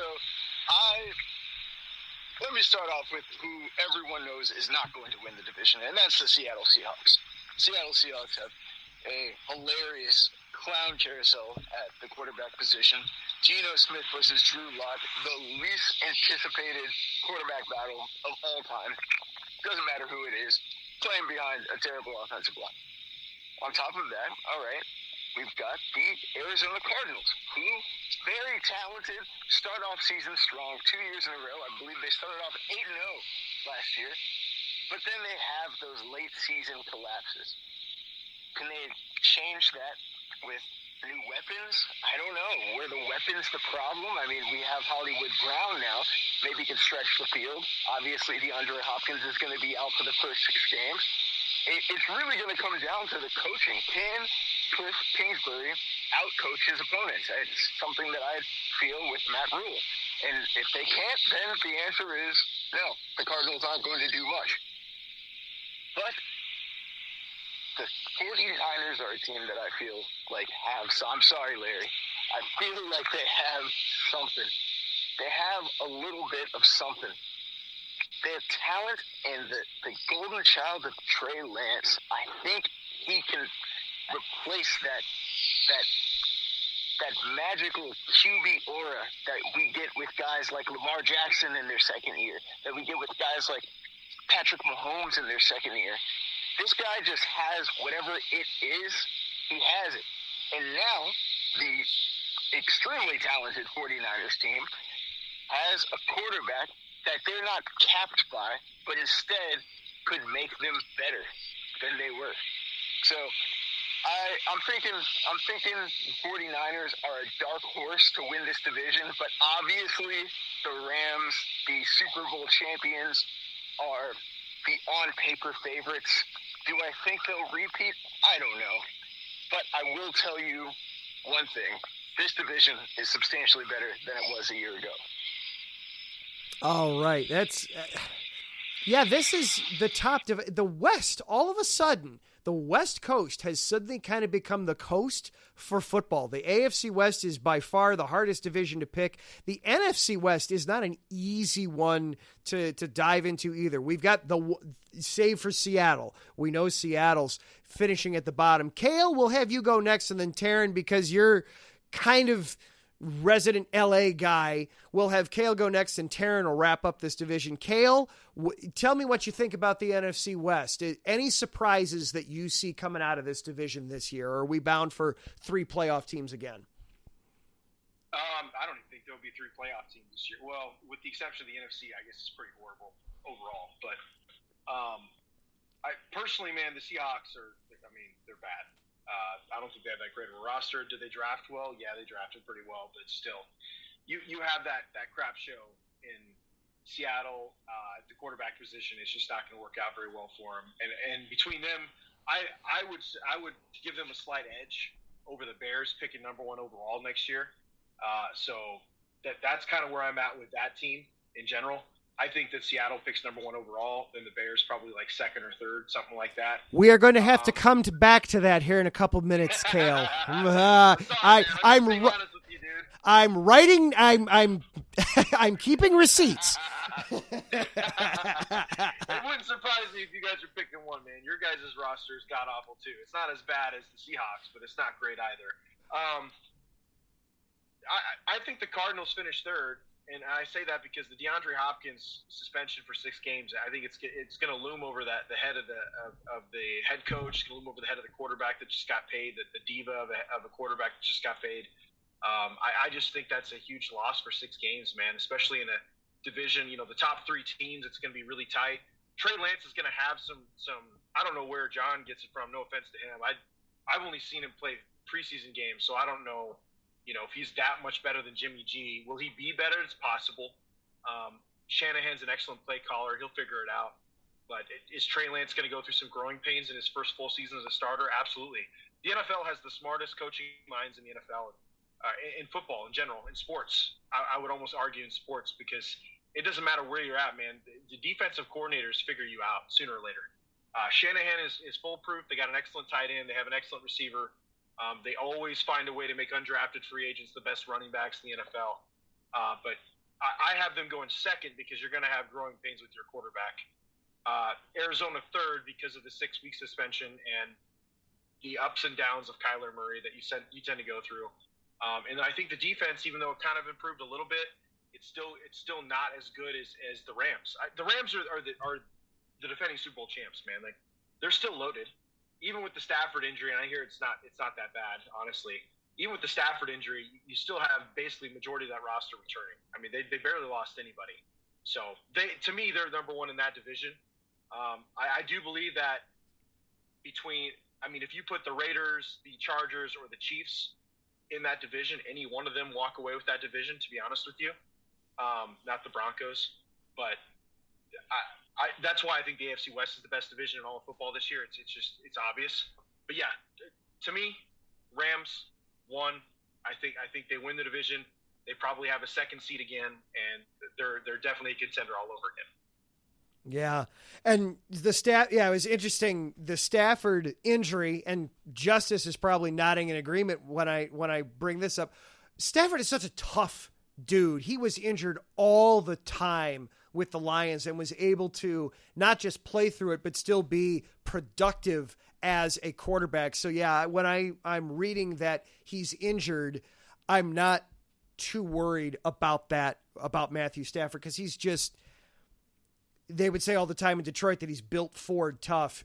He's just such a thick-skulled dude in that way that he's just able to block it out and continue to play and be productive through it. So Teran, wrap up this division for us, my man. Take us through the NFC West. Tell us how you see this wild and crazy division going down this season.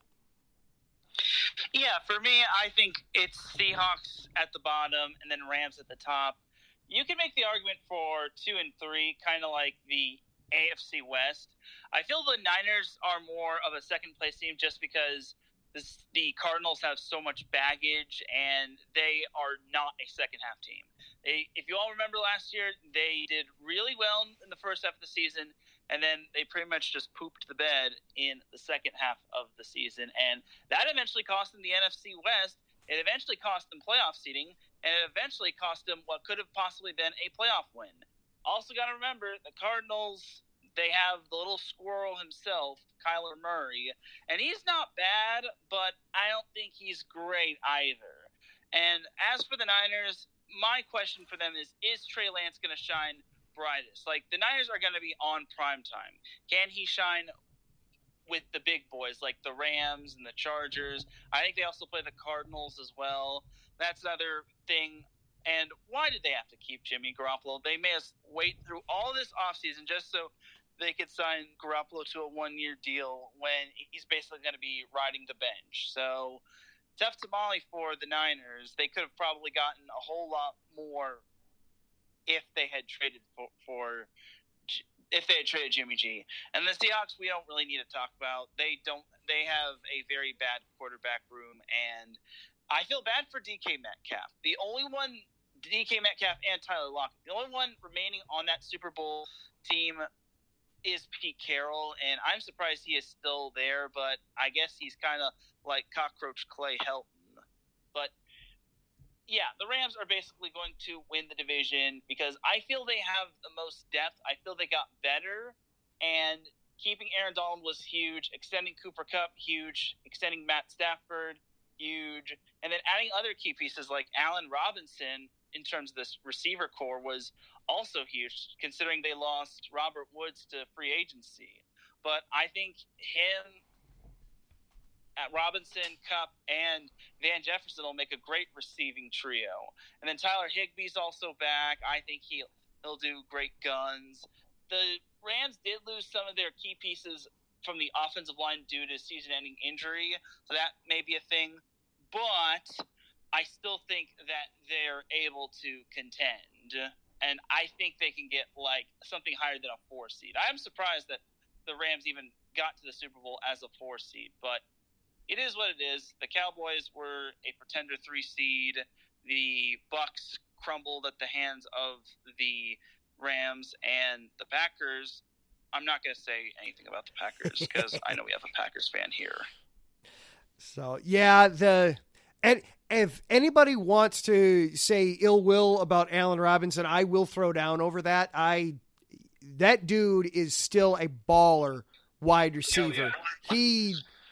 He got dealt a crap hand last year, so I have no beef with the way that finished I have no beef with Robinson, the way that finished between Chicago and Robinson. So I agree that the Rams have got a killer wide receiver room he is a positive into that room. Yeah. The way I see the West finishing out, it's basically exactly how Kayle laid it out. Seahawks 4th. They're clearly at the bottom. Cardinals, Hopkins being gone for 6 weeks is going to be a huge hurt to them. Plus, I just don't trust Cliff Kingsbury and Kyler Murray. Niners, Trey Lance, he's still going to have some growing pains. He's got a lot of talent around him, but he needs time. And then we're finally the Rams are just so darn good. All right, so let's go over to John's division. Let's talk NFC South for a minute. It's a lot like the AFC South. You've got a clear-cut favorite, at least in my eyes. I see a clear-cut favorite in Tampa Bay with Tom Brady apparently is just never going to age. He retired for all of 30 seconds, I think, and then decided to come back. He decided he didn't like his family anymore and came back to football. And then you've got the rest of the pack. So John, we'll save you for last year. I know you can give us the most in-depth. Let's start with Teran.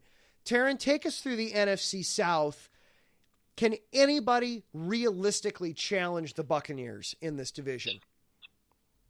Absolutely. I think the Saints can. So for those of you wondering, the Saints have beaten Tom Brady and the Bucs all 4 times in these past 2 seasons that Brady has been with the Bucs. The only loss that the Saints have had to the Bucs was in the playoffs back when the Bucs won it all. So not this last season, but the season before that. So I think the Saints can challenge the Bucs, but other than that, I don't really see the Bucs getting too challenged. The Saints healthy look realistically good. Like, their success is based on how far Jameis Winston can take him, as well as Alvin Kamara. And we don't even know what the whereabouts of that are. Now, the receiving core is also decent, headlined by Michael Thomas. And then I want to say, I forget if they got Chris Olave or not. Either way, yes. I think Chris Olave And then Marquez, I'm forgetting the last one. Marquez Callaway. He's also underrated, I feel. They just need to utilize him more. And their quarterback room outside of Winston is a little meh. They got rid of the Book of Ian, or Ian Book, and I don't think they're going to be rolling with Taysom Hill. Like, Taysom Hill is more of a gadget player, and he's not a starting quarterback. Let's get that out of the way. So I feel for the Saints, they're probably the best threat to the Bucs. The Panthers, I think, can I'm not going to say they can make a push for the playoffs, but I think they can. But it's kind of tough for me to get behind them just because Baker's a good quarterback and Christian McCaffrey is a good running back. But here's the thing: can Baker learn the play style, and can he tolerate Matt Rule, and can Christian McCaffrey stay healthy? And I think the one thing that's bringing down the Panthers is Matt Rule. And for the Falcons, it's going to be another long season with them. They have Marcus Mariota, a.k.a. Marcus Mariota. I don't think Marcus Mariota, as I like the guy, and I felt horrible for him when he had that little situation with Tennessee, but I don't think Marcus Mariota is going to do wonders for the Falcons. And I feel bad because I like Drake London. He's one of, obviously I'm a USC guy, and I really want Drake London to excel with the Falcons, but unfortunately, he's just going to have to deal with either Marcus Mariota or what? Who they draft? Desmond Ridder? Sounds right. I think that's right. Yeah. I think it would either be Desmond Ridder or Marcus Mariota, but you know what I mean. Yeah. I feel it's going to be Falcons 4, Panthers 3, Saints 2, and then Bucs clear-cut 1. Yeah. And with the Saints, yes, they've got such a strong defense, but for me, they have big glaring question marks at the most important position on the field and arguably the most important position off the field in head coach. Don't forget they're replacing Sean Payton this year too. One of his assistants is now taken over as head coach. Larry, can the Saints surprise us and overtake the Bucs? As Teran pointed out, Tom Brady is 0-4 against New Orleans in the regular season since becoming a Buc. That is so crazy, isn't it? I mean, you think about that statistic, and you're like, is it one of those fluke statistics that doesn't even mean anything, or does it actually mean something? I don't know. That is crazy. But honestly, man, Brady, the Bucs are the Bucs, and Brady's definitely Brady. 150 years old, still out there doing it. I mean, the guy is phenomenally, and you know what? I love to see him play. I really think the Bucs are going to make it happen again this year. They could probably, I don't know if they're going to the bowl, but they're going to be somewhere close around there because, damn it, they're good. Lots and lots of skill, and that's who they are. The Saints, I feel, are going to be extremely close, but I have got to say, and I know this is a shot in the dark, gosh damn it, the Panthers. I want the Panthers to be good. Like, I want them to. Are they going to? That's up to them. But I really, really feel like they can kind of contest. I feel like they've got some parts. Even if the Saints, overthrow and still in the division, I have this crazy feeling that the Buccaneers are going to go further than the Saints. I guess it's Brady magic for me. But I don't think it's going to happen. I'm going Bucs, Saints, Panthers, and then that thing that's happening in Atlanta. I'm not sure what that is. It looks a lot like DC United, Mike. Sorry, Mike. But it's this thing that looks like a sport. I don't know what it is, but we'll find out what it is one day. Regardless, maybe the Falcons will get back to knowing what football is. But yeah, that's what my NFC South is looking like. Yeah, the Falcons, they're going from Matt Ryan, who's been there seemingly forever. I think his rookie year I know it was while I was in college. I remember watching his first game, in part because it was against the Lions, and his first pass went for a deep touchdown, and I couldn't help but chuckle at the expense of the Lions. But Kayle, as they transition from a guy who's been there forever to now Marcus Mariota, a journeyman, the Falcons have got to be the bottom of what is probably a bottom tier division in not only this conference, but in the league. Do the Falcons have any shot at finishing outside of the bottom? Could they challenge for third in this division? No, I don't think the Falcons have a good enough roster for that. Right now, Marcus Mariota, from what I've seen in preseason, the dude still hasn't learned to slide. It's going to be a long season if he doesn't figure it out, because this offensive line isn't that great for the Falcons. I do like the new weapons. I like the running back. I do really like Kyle Pitts, man. He's just a man amongst boys. Like, he could end up being one of the best tight ends in the next couple of years if they can really land a quarterback. And I'll say this. I'll retract my previous statement earlier. Seattle probably has the number 1 pick, because I just don't like that roster at all. Atlanta probably 2, Jets 3, and then the Bears at 4. All right. I'll say it like that. Okay. I'll take that. I'll take that. All right. That sounds better. Better. Yeah, it's more realistic. Yeah. But the Falcons, man, they have a lot of needs, man. And losing Matt Ryan, I think Matt kind of covered a lot of stuff. That's why they won 7 games. Not having him there is going to hurt. You don't have Julio Jones anymore, but even then, he was at an advanced age.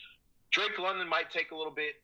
To me, I honestly, you could have sat next to me at the draft, man. I landed more than 20 of those picks. Like, I was guessing them before they were getting selected. It's just something I kind of had a feeling Drake London was the guy they wanted. They love Julio Jones. They love that type of receiver. Drake London in this draft, to me, was like as close to Julio as you can get, just not the speed, right? He's just a big body, dominating receiver to go along with Kyle Pitts. Like, it was a perfect pick for this team and the identity of the Falcons. They just love those big physical receivers. I just don't see them finishing better than 4th. I have the Panthers at 3rd. They had one of my favorite draft picks in this draft, Akeem Ekwonu. I love him. Like, they should have Monster Mash playing every time he does a pancake, because it's going to happen often in his career. That dude's just a monster. I'll give them that. I think they're going to have a really stingy defense, man. Like, J.C. Horn's back from injury this year. I do believe that they'll have a stingy defense. That's one thing that Matt Rule and company have done a really good job of, is stocking up that D. But Baker Mayfield is playing with a less talented roster than Cleveland, and Baker Mayfield just couldn't get it done in Cleveland. You can say what you want about the injuries. There's just something going on mentally with this guy. He shouldn't have been the number 1 overall pick to begin with a few years back. I just didn't think that was the dude. I don't like Baker Mayfield. I think he's kind of a crybaby, but I think he went to a less talented roster, and it's going to be a struggle. Especially because even though they have Ekwonu, I don't think they're going to be able to protect him very well with how he holds the ball. He's a guy that likes to extend plays. He doesn't get rid of the ball very quickly. He's going to get hit a lot this year if they don't put that clock in his head. I do like DJ Moore. I do like Robbie Anderson. I really like Chuba Hubbard, because he's going to get a lot of playing time, because Christian McCaffrey inevitably is probably going to get hurt. Unfortunately, he's just one of those guys. He's unreal talented in the backfield. I just don't see him staying healthy. He hasn't shown that for a couple of years. I have the Panthers 3rd. 2nd would be the Saints. Reluctantly, I think they have a badass roster, man. What they did and what they've been able to do, I like their roster a lot. It's one of the only rosters in this division that's going to compete with Tampa Bay. But Winston, I'm still not convinced on him. Yes, he is. I think he can throw the ball downfield. I think he can get better. But not having Sean Payton there is a huge deal to me. I just don't see it, man. I don't see them overcoming the Bucs, and to me, the Bucs are 1st, but I don't think they're a Super Bowl contender. I think they'll win the division, maybe have the 3rd or 4th seed in the NFC, because I don't think the NFC is that great. Losing Ryan Jensen to IR for the season is huge to me. That's a Super Bowl winning center. He got a contract extension for a reason. He was one of the top centers in the league. Losing him is huge. You know, I can't name the guy snapping the ball to Tom Brady anymore. Do they have good tackles? Yes. Do I like their setup as far as their roster? Like, do I like all the weapons? Absolutely. But the center is a major position in the NFL. If you don't have that guy that's making line calls and distributing line calls to the guard, and the guard distributing that line call to the tackle, it makes a huge difference in your line play. I don't foresee this team necessarily being better this year. I just think they're better than the rest of their division. So to me, I don't think they'll contend this year. Like, they'll get to the playoffs. I just think they'll be one and done because the injuries are what they are. And I also think there's something to say about what's going on with Tom. Like, You hear rumors of marital issues because he came back from retirement. Listen, man, he's in his mid-40s. Giselle is Giselle. She's worth like 5 Tom Brady's as far as money is concerned. Maybe she's saying you need to be here with our family. I don't know. That's just the rumors in Tampa Bay. That's kind of what's going around. I think mentally something's going on with Tom. He's still the GOAT because he won, he's won 7 rings. But something in my mind feels like that's going to play something, and sooner or later Father Time has to catch up, even though he's Tom Brady. So I have the Bucs being 1 in the division, but I think they'll be a 1 and done in the playoffs once they get there. Yeah, with Tom Brady, I mean, it's once you have one foot out the door, it's awfully hard to bring it back in. You hear a lot of times that once players start talking about retirement, they are, in essence, retired at that point. All right, John, tell us about your Panthers. Obviously, I will wholeheartedly agree that they have made a serious upgrade at quarterback, going from Sam Darnold to Baker Mayfield. Christian McCaffrey, when he's healthy, is one of the most elite running backs in the league, but as a lot of coaches and coach speak will tell you, the best ability is availability, and McCaffrey just hasn't had that the last couple seasons. What can we expect from your Panthers, and how do you see this division going down as a whole? Well. It's about that time, right? Oh, I've been looking forward to talking about my Panthers. So let me just start off saying that I'm going to pencil in my 4th and 1st picks to the division. And I'll say 4th pick, clearly, the Falcons. They're the Seahawks of the NFC South. They just don't have the talent to sustain their roster, regardless of their coaching ability or the studliness of Kyle Pitts. Don't have the talent surrounding him. And then first, I am going to put it on the Buccaneers. So I think the Buccaneers are going to win the division again. And it's really difficult to pencil in any other reason than the excellence of Tom Brady at playing the quarterback position. Every single year I've doubted him, he has exceeded expectations. There's nothing he does better than playing the quarterback position. He is just able to dissect the defense, get the ball where it needs to go, and make it look effortless. And he's done it for the better part of 2 decades. I cannot doubt Tom Brady in that ability of his. And, of course, they have a lot of strong pieces on defense. Their offensive line is going to leave a little more to be desired than the previous 2 years, but I think they'll make it work. So in terms of the 2 and 3, and I'll say this, the 2 and 3 are 2 positions that are difficult for me to pencil in. I could not tell you who is going to be second in this division. I'll stand by that. As much of me being a Panthers fan, I could not tell you, because the Saints have a very talented roster. And they've been well coached for so many years. They don't have Sean Payton anymore, but the coaching tree that he's kind of implanted with the Saints has clearly outlived him. So I give respect to the Saints. But in terms of the Carolina Panthers, I feel as though nobody really pays attention to what's going on with the Carolina Panthers. Even last year, I think Kayle, I was impressed with his knowledge of it. Kayle recited a bunch of pieces that we have. These young pieces, especially on the defensive end. Guys like Brian Burns, a double-digit sack guy that's only getting better. Guys like Jeremy Chin, 2 back-to-back touchdowns as a rookie against the Minnesota Vikings. Guys like J.C. Horn, who only played 3 games last year, but struck the fear in the heart of the NFL in those 3 games. Everyone knows who J.C. Horn is now. Everyone knows who he is now. And he only played 3 games. And, of course, we got guys like Shaq Thompson, this versatile linebacker that has the capacity to stretch field to field. Derek Brown, a big man in the middle.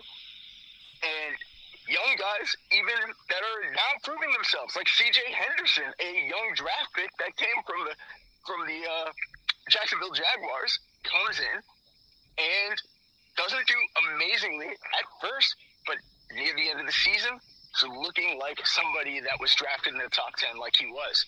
In the preseason and OTAs and whatnot this year, looking impeccable. We have a stout defense, and we did have, for a large portion of the season, the number 2 overall yardage defense. And of course, you could say because our offense was so bad. But the fact of the matter is we have the tools. We have the pieces. Even on offense, we have the pieces. Christian McCaffrey, Kayle said it again, an impeccable way to project it. Obviously, an elite talent, somebody that is undeniable as a playmaker. Everybody in the NFL wants him if he can stay on the field. What kept him off the field? It's not like he bursted his Achilles. He didn't tear his ACL. These are dink and dunk injuries that he's sustained over the last couple of years. Dink and dunk injuries that have kept him off the field. But these aren't chronic injuries. This isn't arthritis with Todd Gurley. These are injuries that he could come back from in every single game, especially if you play fantasy football. You see, every single game he plays in, 25-plus points, automatic.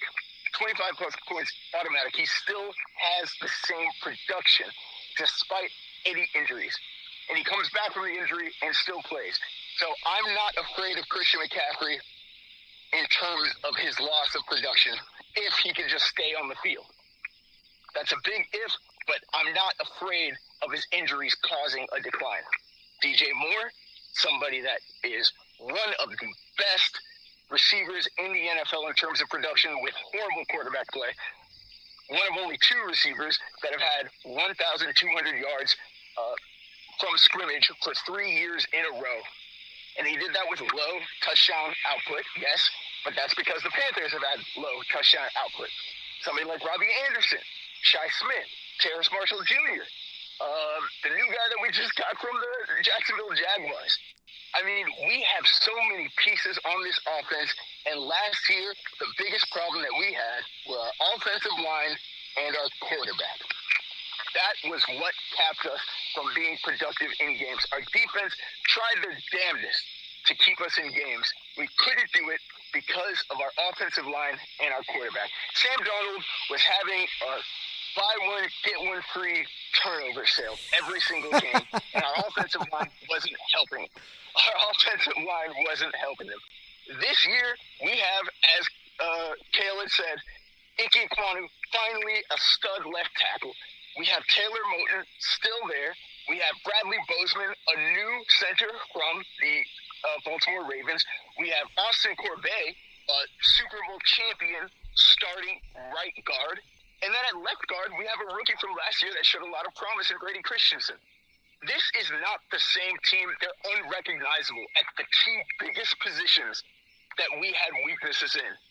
I'm just saying, we're not going to make the Super Bowl, but don't sleep on the Panthers. All right. Quite a bit there from John. I like it.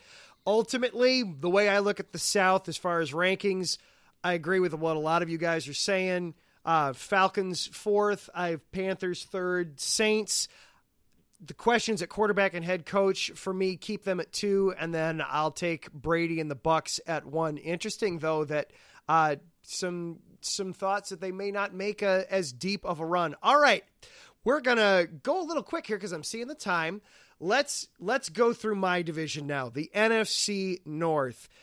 Basically, just what I want to hear from you guys. Is there any chance that my Bears finish anything higher than last in the division? I'm high on the team as a whole, but I recognize that this season is a rebuilding season. They're not the only way that the Bears realistically are going to be contending for any kind of playoffs is if the conference as a whole kind of just comes down to them, which is not impossible, but at the same time, it's a long shot to be sure. Kayle, we'll start with you.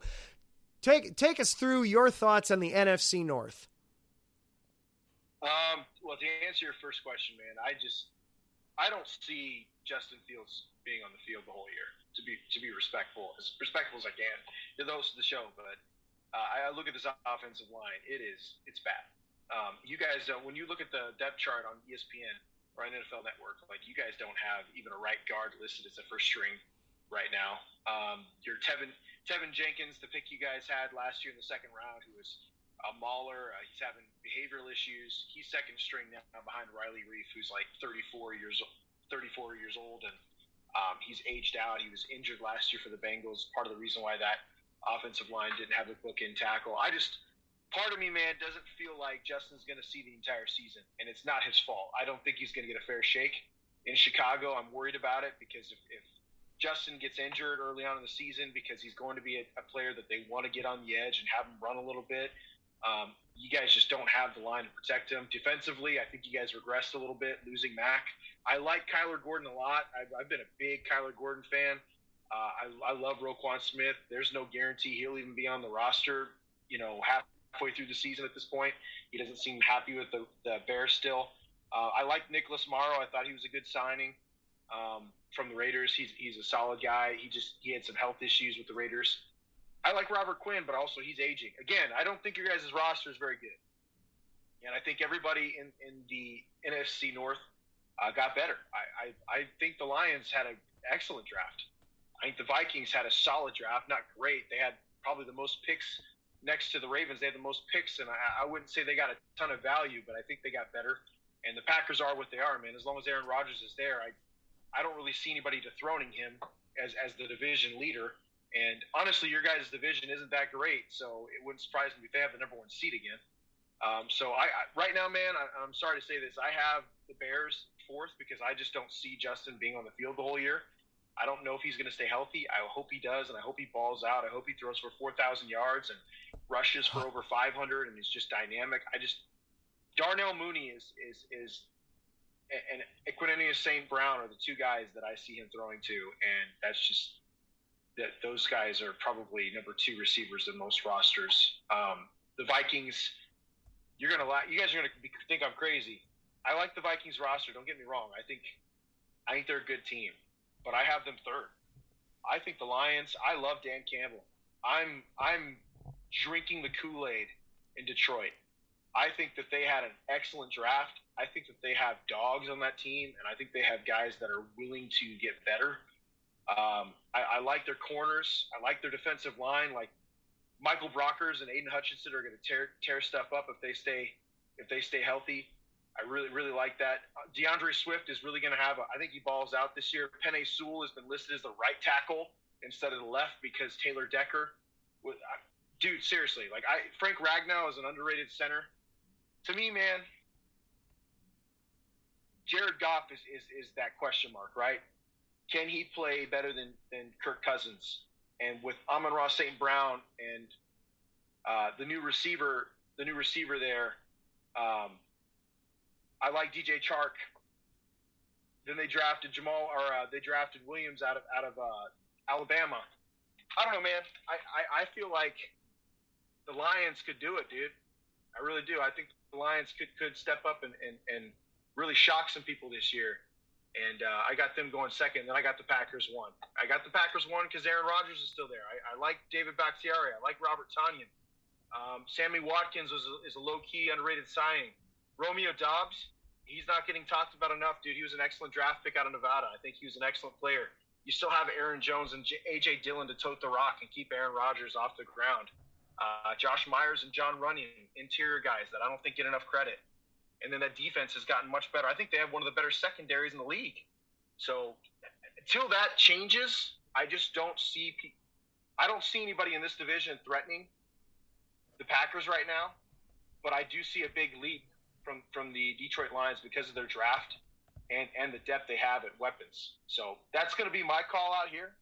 You may think I'm crazy, but I want this written down. I think the Detroit Lions, barring injury, I think they finish second in this division. And then it goes Vikings and Bears. Interesting. Coach Campbell, he definitely lays it on thick with the coach speak and the stuff to get onto, the biting off the kneecaps and all that good stuff. John, where are you on this division, John? Honestly, that's funny that Kayle said that, because I don't necessarily have them going second, but I think the league is sleeping on the Detroit Lions. They were, for their winless or 1-2 win record, they were really building something there. They were building a foundation, something that, admittedly, we did not see from Matt Rule from year 1 to year 2. This guy is building a culture that his players could buy into. So I definitely do like the Lions. I'm high on the Lions. If they're going to be able to overtake the Vikings, I think the Vikings they're not a sexy pick. Nobody's expecting them to just go to the Super Bowl. But I think they have a talented squad, and if they dot their I's and cross their T's, they have a strong squad to push them into the playoffs and maybe make a late playoff push. And obviously, with the Chicago Bears, I'm sorry, Adam. I do not think that they have nearly enough mustard, and that's even if Justin Fields is healthy. I don't think it's, either or. I think they just are in a division that is on the up and up, and also they're just not as talented as a lot of these other teams. If you look at their skill positions, in their receiving position and their running back position, just not as talented as even the Lions, with DeAndre Swift, with Amon-Ra St. Brown, DJ Chark. But I think king is king. King is king. And I will not be the one to sit here and doubt Aaron Rodgers. Did everybody, think when they drafted Davante Adams that he was going to be Davante Adams? I mean, no. I mean, there was 7-8 receivers that went ahead of him. And him and Aaron Rodgers had a fantastic rapport. And now they both leave as legends for Green Bay. But does that mean that Aaron Rodgers can't do it without Davante Adams? It's laughable. It's laughable to even suggest that. He did it way back in the day with Greg Jennings, And not to say Greg Jennings isn't a stud receiver, but he's able to disperse the ball. I think Aaron Rodgers is just fine, and he's going to be able to lead that Packers team to another division win. Yeah, hard to argue with that at the top, certainly with the Packers. Interesting that our first two guys as high on the Lions. I may have to rethink my opinions there on the Lions. I could certainly see the Vikings dropping a little bit. They've got a lot of talent around them, but Kirk Cousins is a problem at quarterback. To address one thing that Kayle brought up with the Bears, the right guard situation, Tevin Jenkins was kind of confirmed as going to be the starter at right guard. Ryan Poles talked about that. He's been impressed with Jenkins since basically demoting him out of the right tackle spot and basically saying, look, if you want to make this team, we've got an open spot at right guard. Somebody they brought in on waivers, though, is somebody that Larry is very familiar with. Kayle is as well. Alex Leatherwood, last year's first-round pick of the Raiders, got cut and then picked up subsequently by the Bears to give some depth to the offensive line. Larry... there's Kayle's thoughts on that. Larry, tell me about your thoughts on the NFC North. What are you thinking? Oh, the coldest division in the NFL. How I love the NFC. The NFC North is just it's a special division. Why?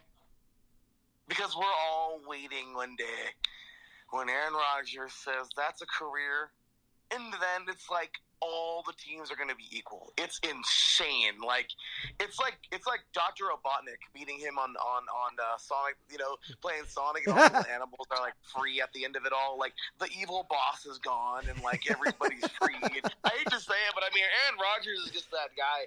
The Packers are horrible. when he doesn't play. For some reason, they don't play on, I don't know, they forget to play defense, as I always tell you. Adam, I don't know what happens. But, yeah, you better believe they're probably going to win again. I mean, I'm almost positive that it's going to happen. But those damn Bears, oh, my gosh, it would love to see this team play and make it happen. I don't see it happening, but I would love to see it. Now, plain and obvious, Packers all day at the top, just because, Rodgers is there. He's still there, even though you guys were so hopeful that he wasn't. I know, but he's there. Then, of course, yeah, I know, right? The Lions have this roster on paper that just makes me go, yes, that's a football team. But we haven't seen the games yet. And for some reason, I kind of feel like we're going to watch games. It's going to be like, that's not a football team. Like, I mean, watch. I mean, this is going to be, again, some crazy reason. I don't know. The Vikings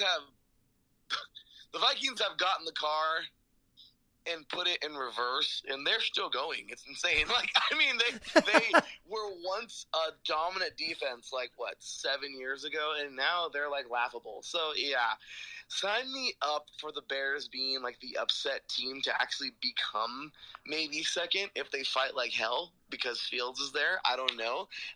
But I would like to say it's going to be a toss-up for the bottom three. The Lions can come out and freaking make it happen. I honestly have no answer. If I really have to give it, I'm probably going to have to put the Vikings in second because I don't know. I'm just sick of giving them chances.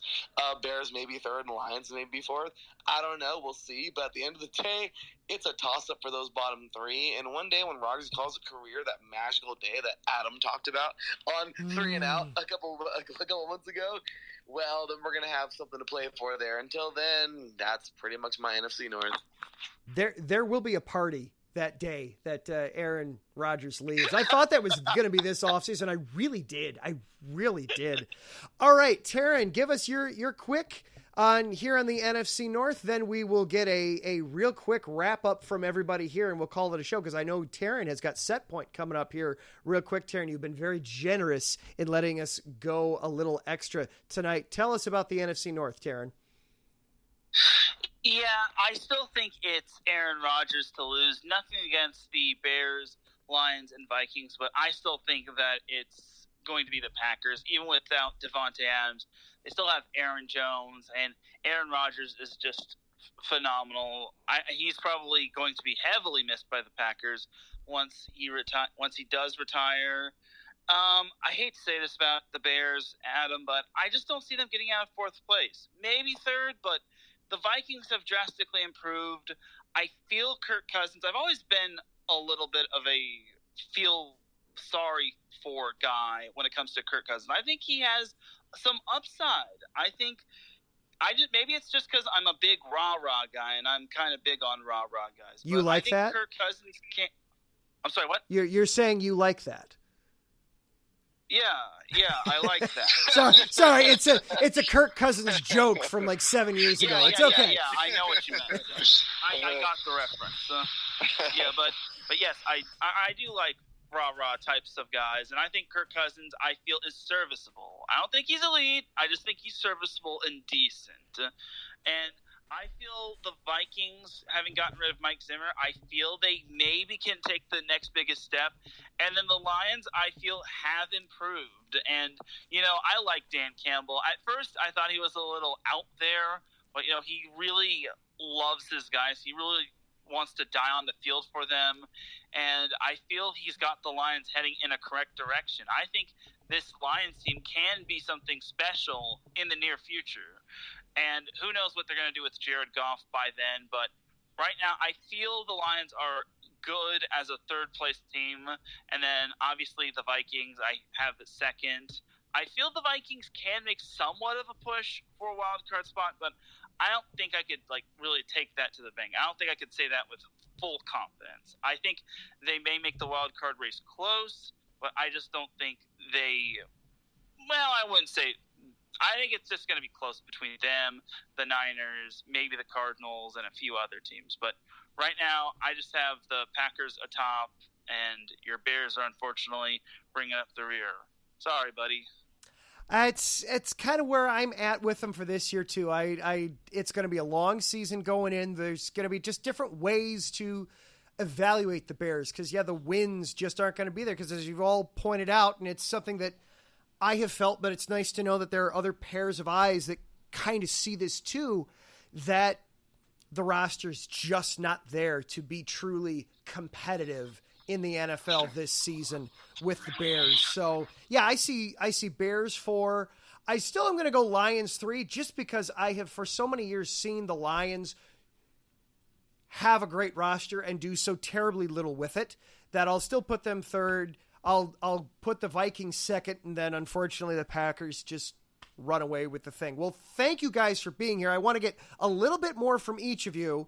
What I want to know from each of you instead of full playoffs, give me your final 4 and then who you see making the Super Bowl and winning it. And while you guys are thinking of that real quick, I'll just for the sake of our audience, really want to thank everybody for tuning in. Again, if you can, support us on Patreon, iesportsradio.com/Patreon. You can find us, support us there. Starts at just $5 a month. Thank you again to Bay Area Raised, Emlos Great, Key to the Gate, and Anonymous. You can catch all these guys you've been here talking here tonight on all of their various shows throughout the network. The one and only Larry B starting up 3 and Out on Tuesday mornings, 8 o'clock. Tuesday mornings, I believe starting possibly this week, starting up to bring it up to everything in the professional world. Larry and Teran also do 3 and Out College Edition on Saturday mornings. Teran, as well as doing Set Point on Monday nights. He also does SoCal Supreme on Friday evenings. Kayle Henderson is the host of Sin City Sports Tuesday nights at 9 Central Time. Hear everything going on in the wonderful, wonderful new sports city of Vegas and everything else going on there. And John Felipe, Carolina Sports, doing everything on Friday evenings at 6 o'clock Central. Had to think about it there for a second. If I got the times wrong, feel free to guys let me know. But be sure to check them out. They all do excellent jobs on their shows. It's fun doing this with you guys. Thank you for helping me scratch this itch and do a long roundtable form NFL show. So let's go around the table one more time. Teran, let's start with you in case you need to do any last second prep work for Set Point. Teran, who are your final 4? Who do you see making the Super Bowl and who do you see winning it? Oh gosh, I'm not good with any of these, but I'll start with the NFC. I'm going to say the Rams and the Rams and the Packers, and then I have. Do I really want to be biased? Go for it. I have the Rams going to the Super Bowl again, and then as for the AFC, I have the Bills, and I really hate to be biased, but I think the Chargers. I feel the Chargers can maybe take that next step, but knowing my luck, they'll probably let me down and I'll have jinxed them. Depending on where it's going to be at, even though Bills Mafia is really good, depending on where it's at, if it's in Buffalo, I think the Bills can win, but if it's in Los Angeles, I feel the Chargers can win. But regardless, Bills Mafia is going to be in full force. I hate to be biased, but I got to go with the Chargers on this one. This is just my pipe dream scenario. I'm not good with these predictions, but I got the Rams and Chargers in the Super Bowl, and just for funsies and just so we can continue the trend of teams not repeating as Super Bowl champions, I've got the Chargers winning the Super Bowl and basically finally ending the so-called Chargers curse and making me a happy Chargers fan. And I get to rub it in the face of my brother. There you go. And Natron Means and Junior Seau's widow and a bunch of those 90s Chargers would finally feel like they got the monkeys off of their backs then. John, let's have you go next. Who's your final 4? Who do you see making the Super Bowl and who you got winning it? All right, I'll keep it short and sweet for you, Adam. I've got the Panthers taking it all. No, I'm kidding. Man. I wish. All right, so I do have some familiar faces. Just because a lot of these teams that I think may be able to do it, guys like the Chargers, I'm not sure that they have the playoff experience as a team to be able to take themselves over the next level based on what I've seen in the past. I'm going to be boring, and I'm going to give an answer of what we've seen. Got Chiefs and Bills going that AFC Championship game. I mean, these teams duke it out again, but I think this time the Bills go over the top. So the Chiefs end up losing to the Bills, and the Bills advance to the Super Bowl. And then I've got the Packers and Buccaneers, a repeat from a couple of years ago. Aaron Rodgers versus Tom Brady, their last hurrahs collectively. And I think this is much more quarterback-centric than team-centric because the other two AFC rosters are substantially more talented from top to bottom. But I think this time, Aaron Rodgers goes to the Super Bowl, and he wins it all. For the second time in his career. Hey, why not us? Why not us, he says. I think he can do it. He went to a mountaintop, drank that ayahuasca, and he saw it in the stars. He did the Indian cleanse. He ate a bunch of ghee, and that was apparently the difference. Was he just needed to do a good cleanse. All right, Kayle, pick us up from there, Kayle. Who's your Final Four? Who do you see making it, and who's taking home Lombardi? Well, I've never taken a trip to ayahuasca like Teran has, and I'm not going to pick my own team because it's not realistic. I'm going to take the Bills and the Bengals in the AFC Championship game. I think the Bills win it, and Rams and actually Philly, because I do think they have a team built to go to the playoffs and last a long time in the playoffs. But I see the Rams repeating Super Bowl appearance. I'm going to take the Bills. I think the Bills win it all. I think they have one of the best rosters in the NFL, if not the best in the NFL, and it's just, dude, they're stacked top to bottom. Good defensive play. I mean, it's just offensive line might be their question mark, but even so, like, it's still better than half the playoff teams. And you know, I'm not totally against what Teran said. I just think the Chargers have to learn to be able to beat the teams like the Texans before they have to make the playoffs. That'd be taking a step forward. They have to actually make the playoffs and beat the teams they're supposed to beat before you can name them Super Bowl champs. But Bills, man, I was really surprised that they didn't win it all last year. I thought that they were that team. I think they have revenge mode, and they learn that they can play defense for 11 seconds. And I think they finish it out this year. They'll be the Super Bowl champs for the first time ever. Well, actually, no, that the last time they won was when O.J. Simpson was there, right? So it'd be the first time. No, they are for this generation. They are 0-4. They made the 4 straight, but lost them all. Didn't they win with O.J. Simpson? No, unless somebody correct me there, but I believe they have only made it 4 Bills times. Have not won a Super Bowl. Okay, you know what? Then the gloves have never fit. So I'm taking the Bills to win. Oh man, we're digging deep for the jokes here to wrap up the show. I like it. I like the references. That was actually my exact Super Bowl pick and finish from a year ago was Bills Rams with the Bills winning. Larry, you're the boss of IE Sports. You get the last chair here. What do you like? Who are your Final Four? Who do you see making it, and who's winning it? Thank you, sir. And oh man, this show has been great. Adam, you've done a wonderful job, man. I can't wait to talk about this tomorrow morning at the crack of dawn on 3 and Out. And honestly, my goodness, this is a great question to end it off. AFC wise, my gosh, with everything in me, I want those Raiders to make it. Damn it, so much deserving. And you know what? Honestly, a year from right now, I think we'll be talking about the Raiders making it because you'll see. They're much better than what everybody thinks they are, including myself, because I've just been let down so many times. But honestly, I do feel like we're going to see the Raiders in the bowl in the next couple of years, literally in the next 2 seasons. Regardless, though, it's Charger time. They got there before we did, and it's up to them to see if they want to win it. But I'm going Chargers in the AFC Conference Championship. I'm going. This is crazy, Cam. Listen, you gotta have some fun with it. I'm gonna go and I just had it in my head. Who the hell did I have with them? Kind of funny, right?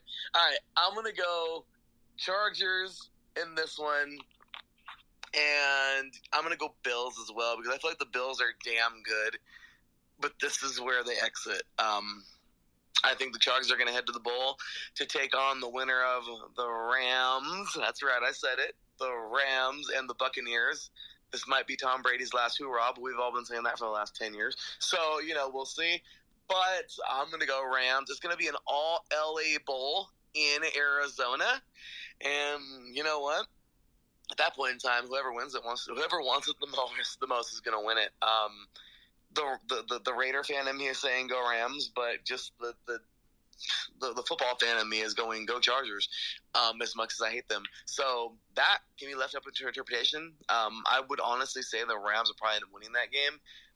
But gosh damn, it was going to be a good one. So there it is. But honestly, both those teams deserve it so very much. And how awesome is it that they share the same building, even though one needs to go back to freaking San Diego. Anyway, there we are, guys. That was a no-win situation for Raiders fans, and I kind of want to tell Larry to put his Raiders fan card on the table right now because this is ridiculous. Rams and the Chargers. Come on, man, crazy. I know. This also means that my brother's going to be on the final episode of 3 and Out, or the season finale of 3 and Out, and it's gonna be awesome. Everything in his power to get him on. He's like, it's gonna be Teran versus Justin. Is gonna be awesome. The battle of the Rodriguezes. The Super Bowl primetime face-off. Two brothers having to face one another. Two brothers, one on either side of the line. Oh yeah. We'll work on that promo later. We'll get Matthew Owens on that. He'll do a lot better with that. Oh man, well Larry, your Final Four, light them up there for me. I've also got Bills Chargers in the AFC, and I've got Rams Bucks in the NFC. But I'm going to go the exact opposite though. I'm going to go Bills over the Chargers in the AFC, and I'll take the Bucks this time over the Rams. Just a little bit of Brady magic, working some Brady magic there in the NFC Championship game.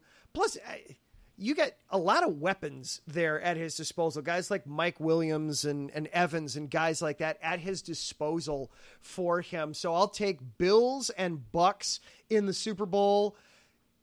It's the Bills' time. It's just the Bills' time. Josh Allen has matured so much, and it just feels like this is the next step. I felt like they were ready a season ago. I'm going to take him again. It's the Bills' time. Patty, the host of the Buffalo Huddle on Tuesdays, will have just such a wonderful time talking about her team all through the playoffs and into the Super Bowl. And we'll get to celebrate having another Super Bowl team here on IE Sports Radio to talk about and enjoy. Well, gentlemen, this was fantastic. Took a little longer than we thought. But that's okay. This was so much fun. Thank you to all of you guys.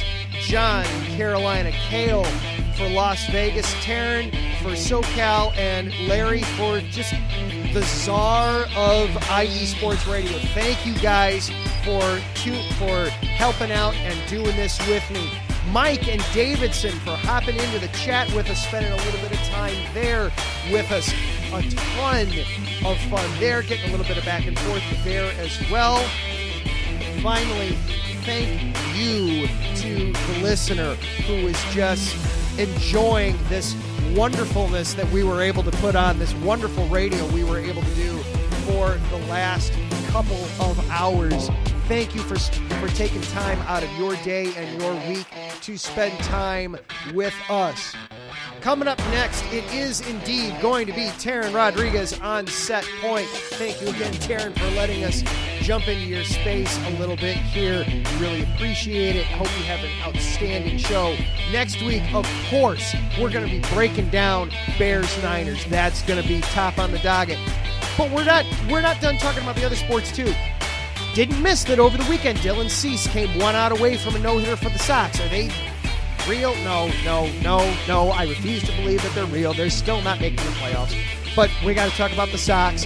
the Sky. Are they going to be in the WA Finals? I hope so. We're going to be breaking down some WNBA action as well, plus some Bulls news that broke over the last couple weeks. All kind of stuff coming up right here, IE Sports Radio, Chi-Town Weekly. Next week, same time, same spot. We'll be back to our regular time of 7 o'clock Central. Until then, thank you guys so much for tuning in. I am Adam Karnick. Thank you so much. We will see you next week. Be safe, everybody.